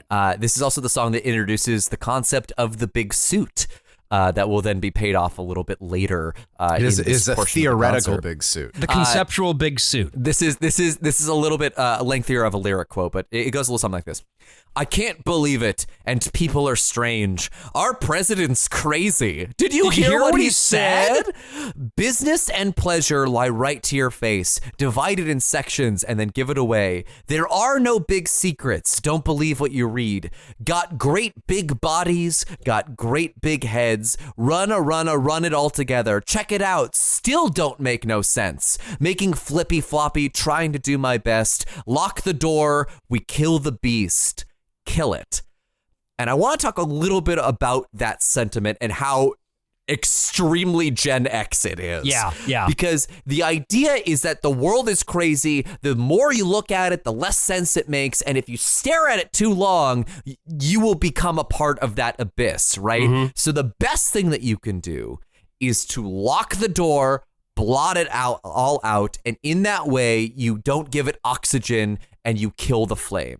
You kill it, which I think is in such stark opposition to how we as millennials, and I don't want to speak for the Zoomers, mostly because I do. I'm going to speak. I try to say Riz and I'm shot down. No, I am them, so I will. Oh, you are. Yes, Josh, you bridge the divide between us. I am the Rizzler, and I know the score. But there is such a from square one. I'll be risen all 64. I finally got Brian. Yeah. You're risen all 64. Fuck you, Josh. It's usually reserved for AJ. Yeah, but it is such a stark contrast to how I think we are conditioned to do things. We have to bear witness, right? Our whole thing is we must witness history in its real time, deal with it, and process it, because that is sort of the best way to live in our society. But Gen X, obviously the completely different view. Everything's fucked up, man. Shut the door, make your art. And I just think that's a very interesting perspective that I want y'all's thoughts on. Well, I would say that I think Gen X had the opportunity to kill the beast and blew it. And this is not to do like generational warfare here. Like I can't blame fully that generation for what happened, but at the same time, you know, if we were going to address climate change, if we were going to address the rapidly increasing wealth and income inequality and things like that, many of those things had the opportunity to get arrested in the 80s. What was happening was they were witnessing the beginning of this and not really knowing how to stop it because, you know, Reaganomics, that our president's crazy. You hear what he said, like that's a direct reference to Ronald Reagan, obviously. And so this is seeing these things coming into place, but not yet having a language to articulate what is going on, and also lacking, because we were so fucking opposed to, you know, the Soviets and anything resembling socialism, not having the toolkit to deal with it meaningfully. And so all you get is signaling. And what's so interesting is that that's what's happening in the song too. We have big words up behind us that are referring to things, but semantically don't really mean anything. And it's sort of a commentary, but it's also not sharp enough to mean anything. And so it just sort of gets flattened into an aesthetic paste, for me at least. And I say that as somebody who really likes the aesthetic too. Yeah. Oh, yeah. It's a very pleasing aesthetic, but it basically boils down to we live in a society, don't we? And it's like, And, you know, the thing about our president's crazy, did you hear what he said? I think one of the reasons why this thing feels like it was like, you know, obviously ripped from the headlines is because that's always going to be true of any president we ever have. That's what it feels like to me, is that it's almost like a parody of the notion, right? President's crazy. Did you hear what that president said? Unnamed president. The looks like those clowns in Congress did it again. A bunch of clowns. Yeah. Yeah. It's like saying that the mayor of New York City might be a little unhinged. Like that's always going to be true. Yeah, but it's more so now than before. Oh, wait, no. Are you saying that our mayor speaking directly to God like the Pope is a worrying sign? I think it turns out he was speaking to God less than he was speaking to Erdogan. Allegedly. What is it with all of our politicians being in the pocket of Turkey and Azerbaijan? I don't know. Everyone's, you know, Brian, it's almost Thanksgiving. Yeah. We're all in the pocket of Turkey. Like people, that's true. People are, you know, you get the anti-Semitic conspiracy theories, and it's like people don't really understand, especially like with Israel right now. The thing that, you know, that people think about Israel, it's like, Israel is like controlling American politics. No, we helped create this thing. It is our own. No, it's project. an American client state. And, yeah, exactly. And the countries that are apparently actually controlling our politicians are fucking Turkey and Azerbaijan. A different set of people doing a different. The Kingdom of Saudi Arabia. Kingdom of Saudi Arabia as well. That one, at least, I mean, they all have oil, I guess, but like Saudi Arabia at least is like, okay, this is the big capital of OPEC, essentially. Azerbaijan has a lot of oil. Turkey is like just fucking Turkey. Like, maybe spend some of that money domestically. I don't know.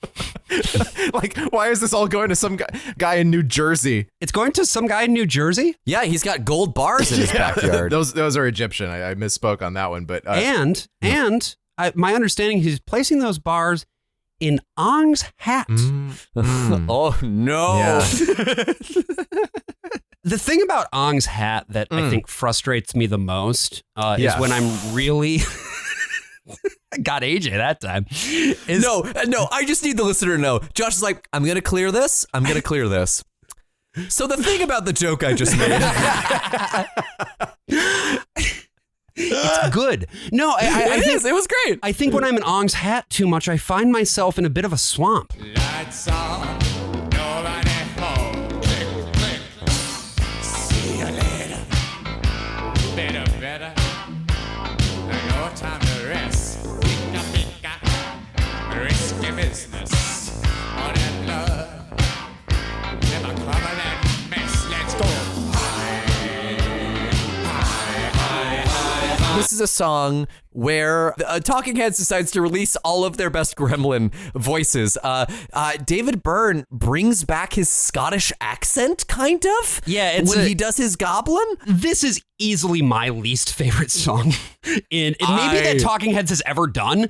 Ever? Maybe not ever. But certainly in Stop Making Sense. I don't like this song. I don't really like the way it's staged. I think it's kind of fun in the sense of like Byrne is doing something weird performance-wise. Yeah, but I don't like it. But it sounds like AJ, you disagree with me pretty strong. I think it's fine. I think it's silly, which is fun. But it has lyrics like "Watch out, touch monkeys," and it's like, what's happening? What are we doing? What is anyone doing? What is this? Is this one of AJ's famous interstitials from the Worst of All Possible Worlds podcast? Honestly, what I wrote was "Watch out, touch monkeys" is genuinely just good advice. It's actually pretty bad advice. It's not good advice. You Don't should touch at monkeys. least wash your hands afterwards. Yeah, that's true. That was one thing. Watch out. That's one thing I remember from being in Zimbabwe. Was they're like, don't touch the monkeys. Don't let the monkeys touch you. This song actually gave way to a meme that just went around Twitter a couple months ago, where it was when you ask Pikachu what his favorite Tom Cruise movie is, and he says, Risky business. this song is kind of a swamp.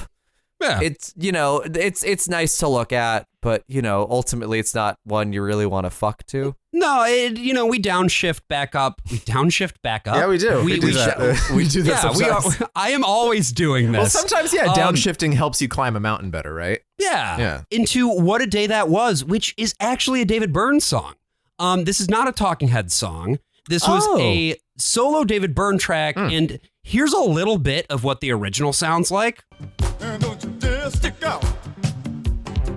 And on the first day, we tried everything we could hold. And then we let it fall. And on the second day, Here's what the Talking Heads version sounds like. who knows the difference between right and wrong? Oh, but on the first day, we had everything we could stand. Oh, and then we let it fall. And on the second day, there was nothing else left at all. Oh, what a day that was.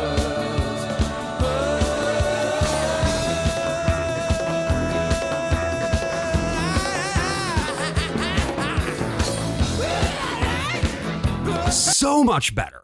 And what's interesting to me about this is that, obviously I think it's a cool song. I think it stands up in a really beautiful way. I love the way it's shot with these, again, extreme close-ups, except for the instrumental parts. Alex Weir is doing an extraordinary job on slide guitar here. But I also think it points to this thing of like, man, I like David Byrne a lot as an individual artist, but there is something about the magic that he was able to create with his bandmates that just takes it to the next level. And it's so incredible, and it's also so unfortunate that they were at each other's throats so much because the music they made was so good. And it was, I think, so much more than the sum of its individual parts, This song to me, I musically, I think it doesn't really strike me very much, but I think it's very interesting lyrically. It sounds to me like a Make America Great Again speech, actually. It's a, we used to be great and we can have that again.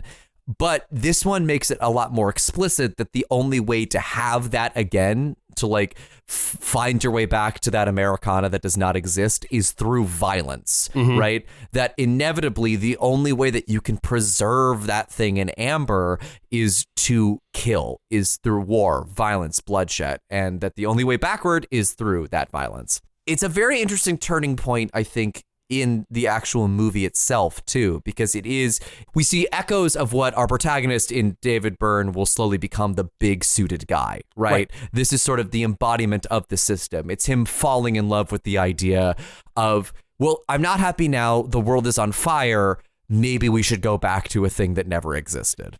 And there's also this remarkable thing where they are using these lights under the performers to cast this very strange, like ghostly look.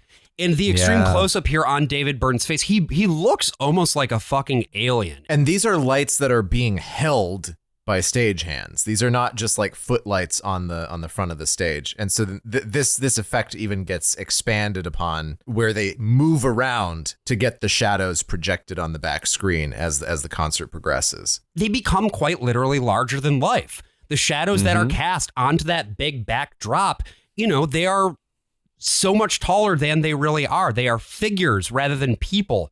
And you're no longer just watching people play music. You are watching them sort of be transformed into these larger than life characters, maybe you could say. I don't know. It's cool. And then what's also wild is that just as you're so sure that it's going to keep going down this direction, it slams on the brakes again and goes back in the opposite direction for a very intimate number, which is, This Must Be the Place.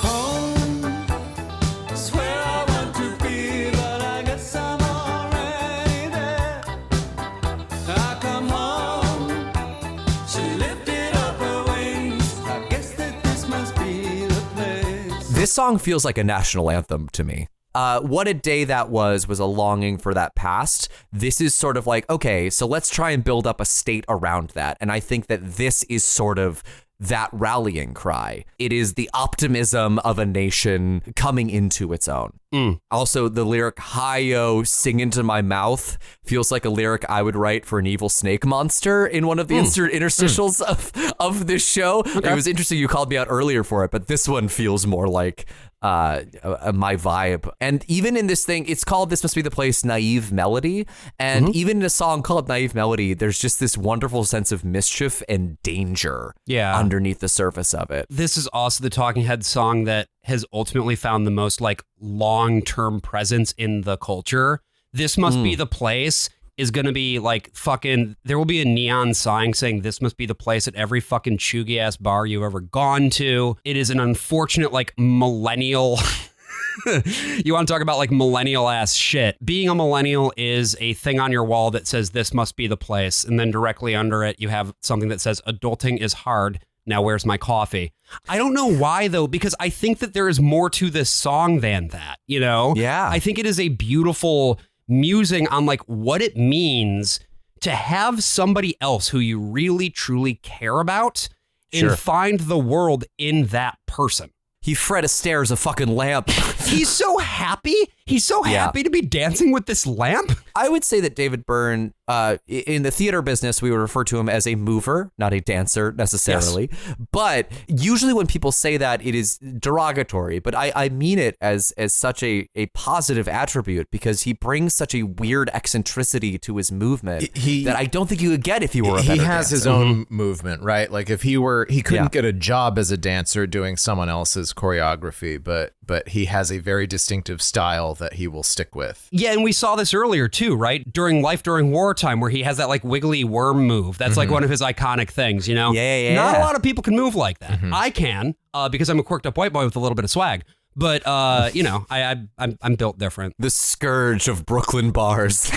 Josh walks in, and all the people they're like, "Is that David Byrne?" And like, throw themselves at his feet. And I'm like, "No, I just know how to wiggle." And then he wiggles, and oh my God, the noises. It's like if Conrad Birdie had just walked into a bar. And then everyone looked at Conrad Birdie and said, "Is that David Byrne?"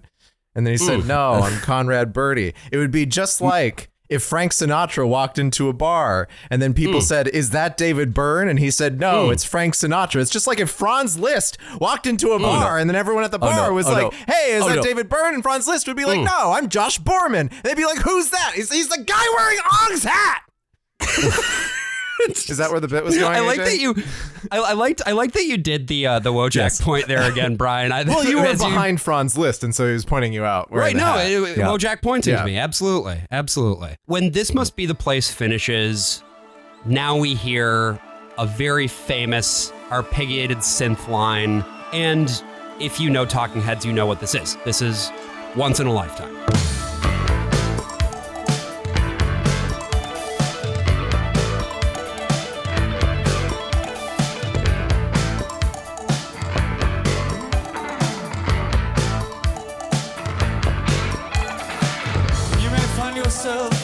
Living in a shotgun shack.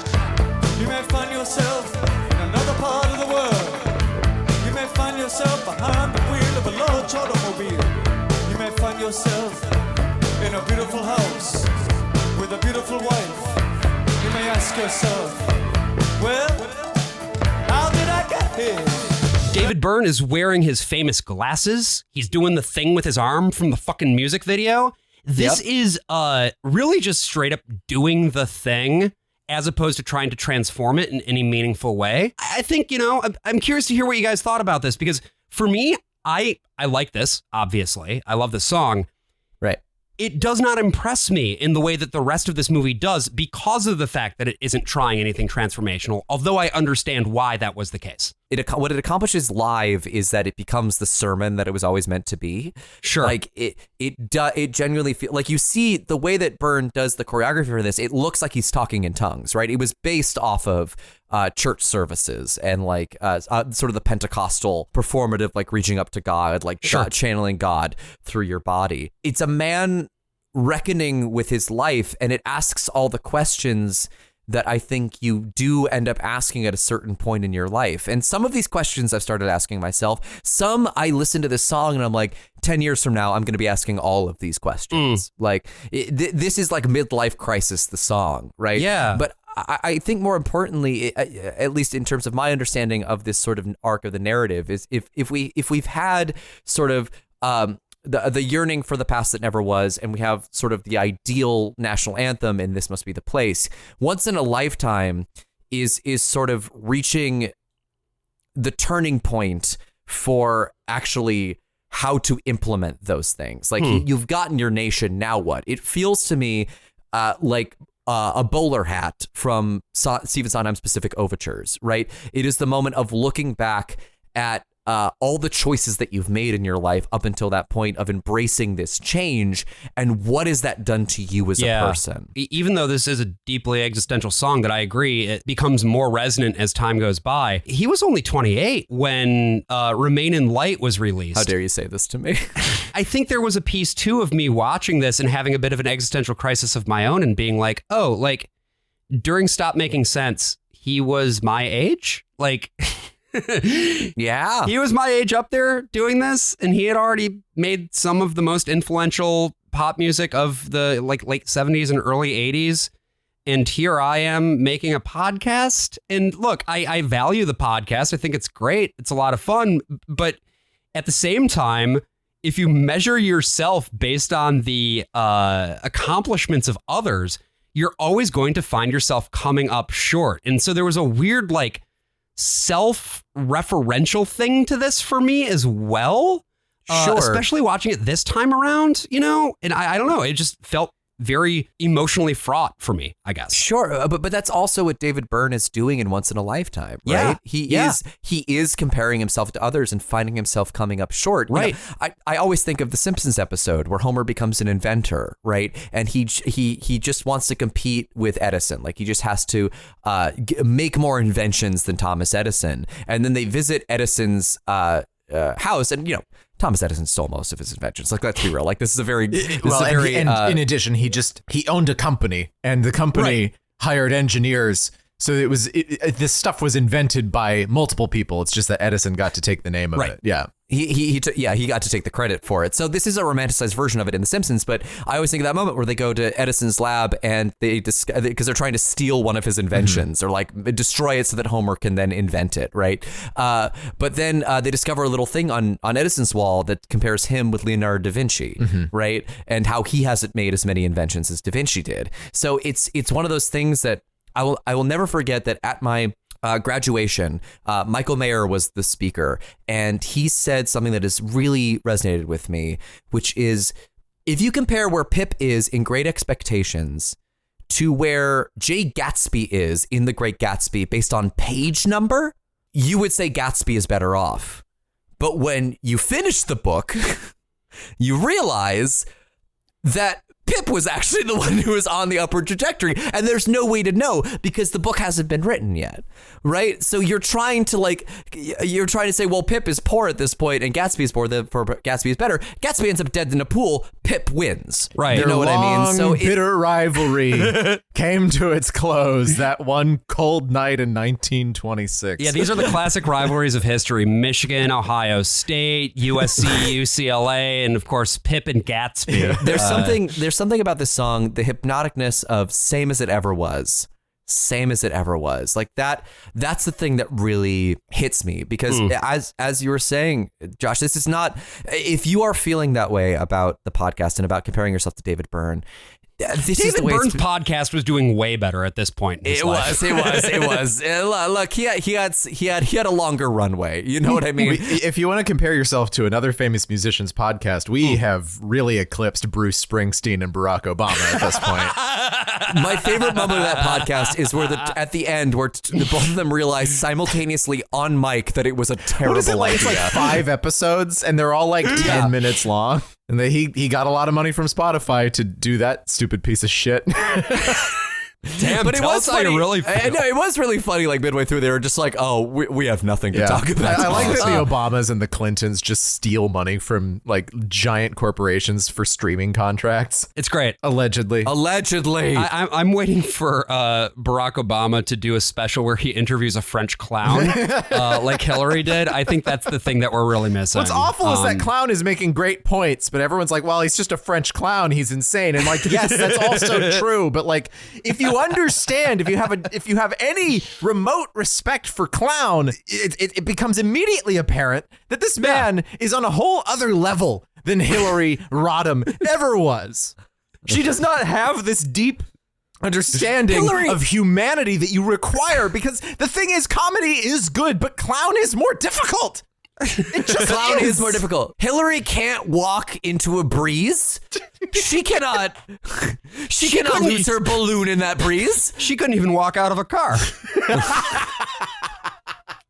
Time is a holy ground, my friends. I think that's one of the things we can take away from this song as well. And time isn't after us. It is. Time isn't over us. It just simply is. Yeah. And so David Byrne does this whole revivalist meeting, and then he kind of fucks off for a bit. Yeah. He needs a breather. One of the greatest gear shifts in the history of concerts. Yeah, with Genius of Love. We've got Chris Frantz. It is time for my song. There we go. Mein Lied. The girls can do it too, y'all. Genius of Love starts out with Chris Frantz just fucking bellowing. He's drumming. Check it out.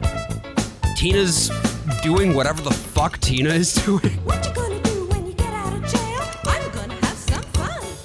What do you consider fun? Fun, nasty fun. You hate this. Oh, I really don't like it at all. Like, this is, you're not like, this is quirky and fun. No, you would rather this didn't happen. Well, so I think I in this moment, I feel a lot of, I guess, a certain bond to David Byrne. Because I think when I watch this, I feel the way that he likely felt being off stage, getting into the fucking big suit and having to listen to this. We should also square up like what this is. Yes. Specifically, Yes. because we had a David Byrne song earlier that was not a Talking Heads song that they performed at the concert. And so David Byrne, while he's doing his costume change, has ceded the stage to a spin-off project of Talking Heads called the Tom Tom Club. Yeah. And Tom Tom Club is Chris and Tina's project, right? They wanted to do an even more explicitly poppy sort of thing. And if you listen to Genius of Love and you hadn't actually heard that song, but you still recognized the melody, that is because it was, of course, very famously sampled in Fantasy by Mariah Carey. The note I took was like, this feels like Muzak's cool older brother. That's sort of the best way to put it. The thing is also that Chris Frantz, it's like if Shy Ronnie were finally given his time in the spotlight. Like it feels like at one point he just starts screaming, James Brown!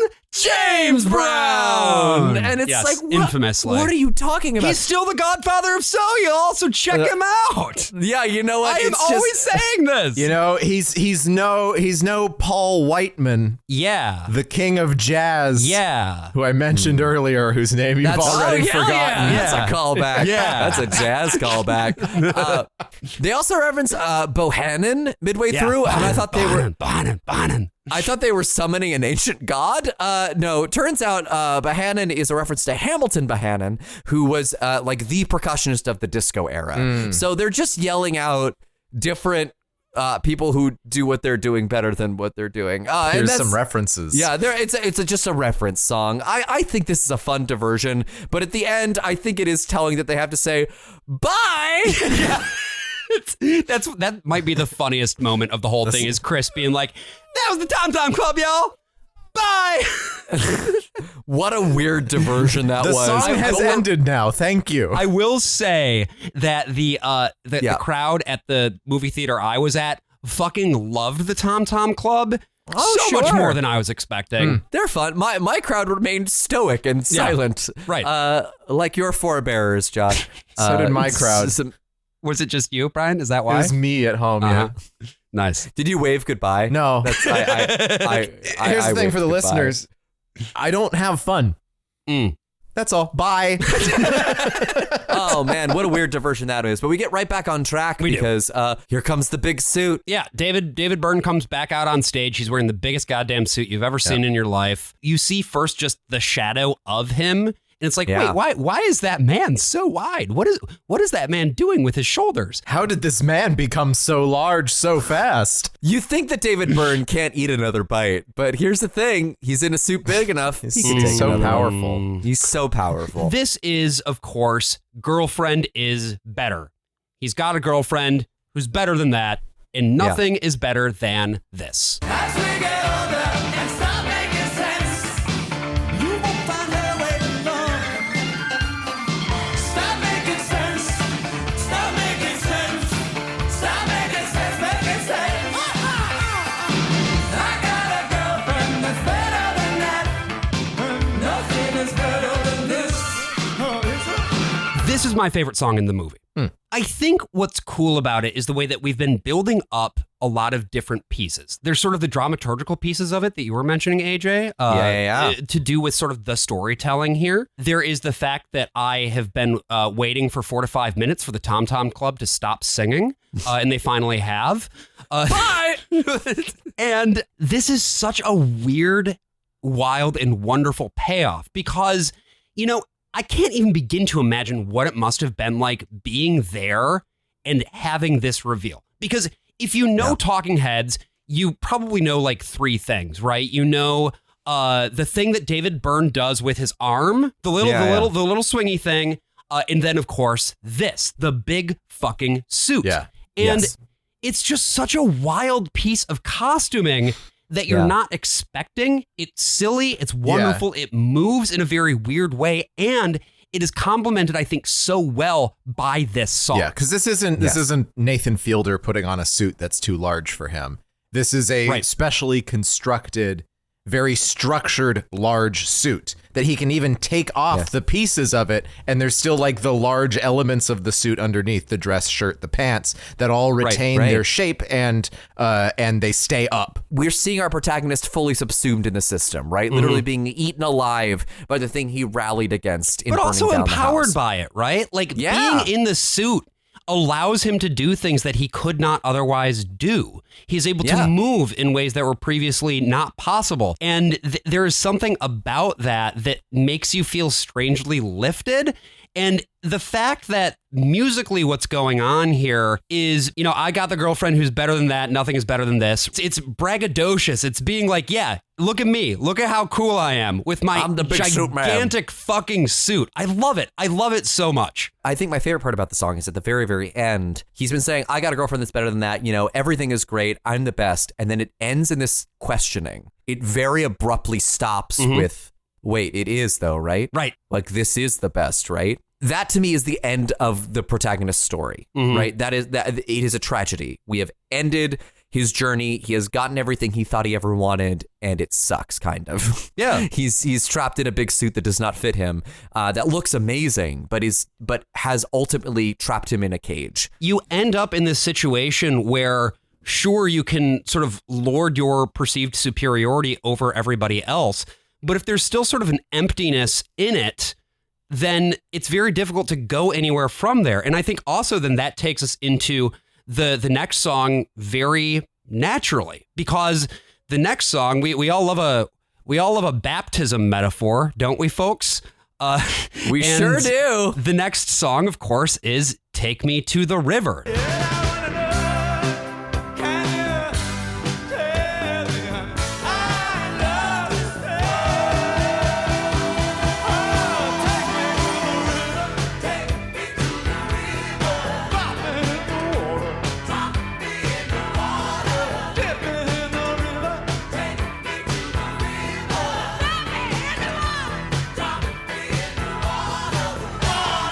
This is the only cover, right? I believe so. Yeah, in so this is the whole film. Penultimate song, at least as presented in the movie, and it's the one cover. I think that's really interesting. Yeah, right. I know this song from the Big Mouth Billy Bass, right? Because it would sing this and "Don't Worry, Be Happy." And so for a moment when I watched this, I was like, wait, is this a Talking Heads song? Did I just not know that this was a Talking Heads song this whole time? This was not the first time that they debuted this cover. This cover was included on 1978's More Songs About Buildings and Food. But once again, the Stop Making Sense version is just better. There's more of it. It's bigger. And of course, we have, I think, one of the coolest moments where everybody gets introduced at the end of the concert by name, and they all get sort of the opportunity to play their piece. The song breaks down and it builds back up again, and you feel this like catharsis with the band that they're having the opportunity to sort of come together to play us off in this big ending. This to me feels like the most like college theater. Like, it is obviously a revivalist meeting. It has a lot of like the religious connotations, but there is something about like getting together and delivering a finale like this that makes me feel like I'm witnessing a show I put on. Is this where? Is this one of the? 19 years Did you cry at this point? Was this one of the parts that you cried? Oh, absolutely, absolutely. But in terms of like the narrative of like where we're going with Stop Making Sense, right? We have David Byrne's big suit man who has reached the end of the line and thought he had gotten everything he ever wanted. He didn't get it. So that's where he went for salvation, right? But then this final track of the show before the encore is, okay, so if that didn't work, if finding it in the modern world doesn't bring you that kind of nirvana, where do you find salvation? You know, in a world that's like on the edge of annihilation by the state, by natural forces, by society, by your own fucking lovers, right? Where do you find solace, redemption, meaning? Your own modern lovers. Yeah. And Byrne, over the course of the song, strips himself of the big suit, right? He takes off the coat. He takes off underlayers of things. He puts on this silly little hat. And he puts on a silly little hat and he joins his band, his community. He creates a holy call for the creation of art. Because the actual way to reclaim that past that they so desperately yearned for so much of this, right, is to immortalize it in art. And I think that's what makes this movie so successful. It immortalizes that struggle in art. It feels timeless because it's so like painstakingly recreates the joy of creation and the joy of community. What a fucking finale. I love this fucking song. And once they are all together, then it's just a straight pivot into the actual closer, Cross-Eyed and Painless. This is a exciting but low-key track, I would say, in the studio version off of Remain in Light. Here, they, the audience is already, everybody's on their feet, right? They've done the build up and they've done the breakdown. They built back up again. And so now they're just ready to go fucking off. They shove a firecracker up this song's ass. It explodes. We finally get close-ups of the audience. Like we had mentioned earlier, this is the only time that you really see the audience's faces. They turn the house lights on and there is just cameras up in everybody's faces. You get some great 80s fashions here. Stashes galore. And just this collective euphoria of the crowd in a way that you can only experience at a live concert event. It's just, it makes me feel this euphoria that I really only experience when I am listening to music. Facts are simple and facts are straight and facts are legit and facts are lit. Facts all come at points of view. Facts don't do what I want them to. Facts just twist the truth around. Facts are living girl inside out. Facts are getting the best of them.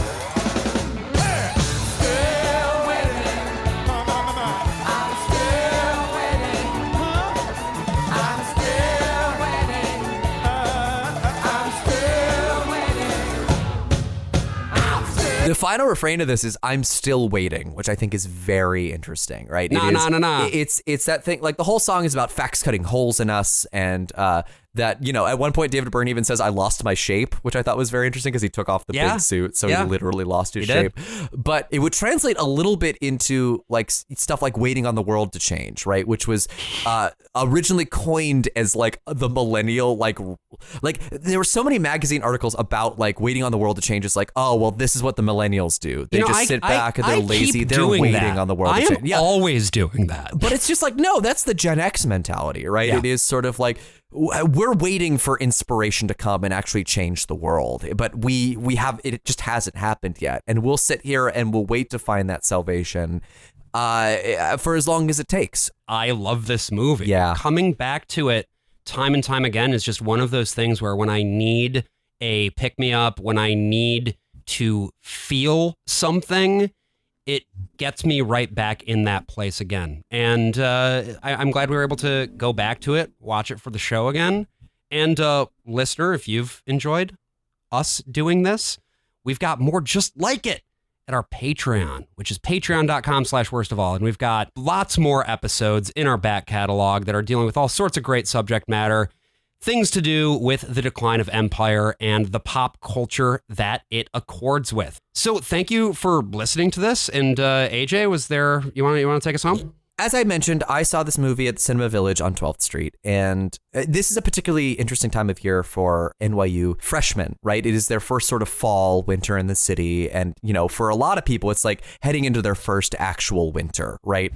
And every time I walk around the Village during this time, I feel the feelings of my freshman year self, how excited I was for the cold and for the seasons to change, and how desperately I was throwing myself against the wall of this institution that just did not accept my particular kind of weird, or maybe that's not fair. Maybe attempting to challenge my particular kind of weird by completely removing any of that weird from me. And it always makes me feel this weird mix of nostalgia, but also this kind of acute depression, because those days of flailing and throwing myself against that particular wall are behind me and they're just never coming back. And I was feeling all this stuff. And as I was walking to the theater, this kid appeared in front of me who, I swear to God, had my exact hair from when I went to school. Just this kind of disheveled mess of a kid. Was he carrying a horse cane? He had a large IKEA bag filled with props and costume pieces. No way. And I swear to God, guys, it looked like I was looking at my younger self made manifest in front of me. I had to stop. It took the breath out of me. And this kid looked exhausted from a long day at studio, and I saw the same weight that used to be on my shoulders, the weight of college, the weight of studio, bearing down on him in the same way. But then this other person walked up to him, apparently a friend of his, and they started talking about classes, what the props were for the monologue that he had done earlier that day, and how he felt like it didn't go great. And his friend told him to hang in there, that it probably went better than he thought it did, and he gave him this huge hug before they parted ways. And this not younger me, but younger me, picked up his bag and carried on. And that's what Talking Heads is to me. It's this little artistic weirdo standing on the corner of 12th and University with a bag full of props. The world, the system trying to beat him down, but him pursuing anyway and making him something weird and bombastic and good. And I hope someday that kid finds himself going to see the 60th anniversary of Stop Making Sense in theaters and sees a little him running around trying to make art, because ultimately it's the same as it ever was. Hey. Same as it ever was. Same as it ever was. I'm the worst of all possible AJs. I'm the worst of all possible Brians. And I'm the worst of all possible Joshes. See you next week. Okay, bye.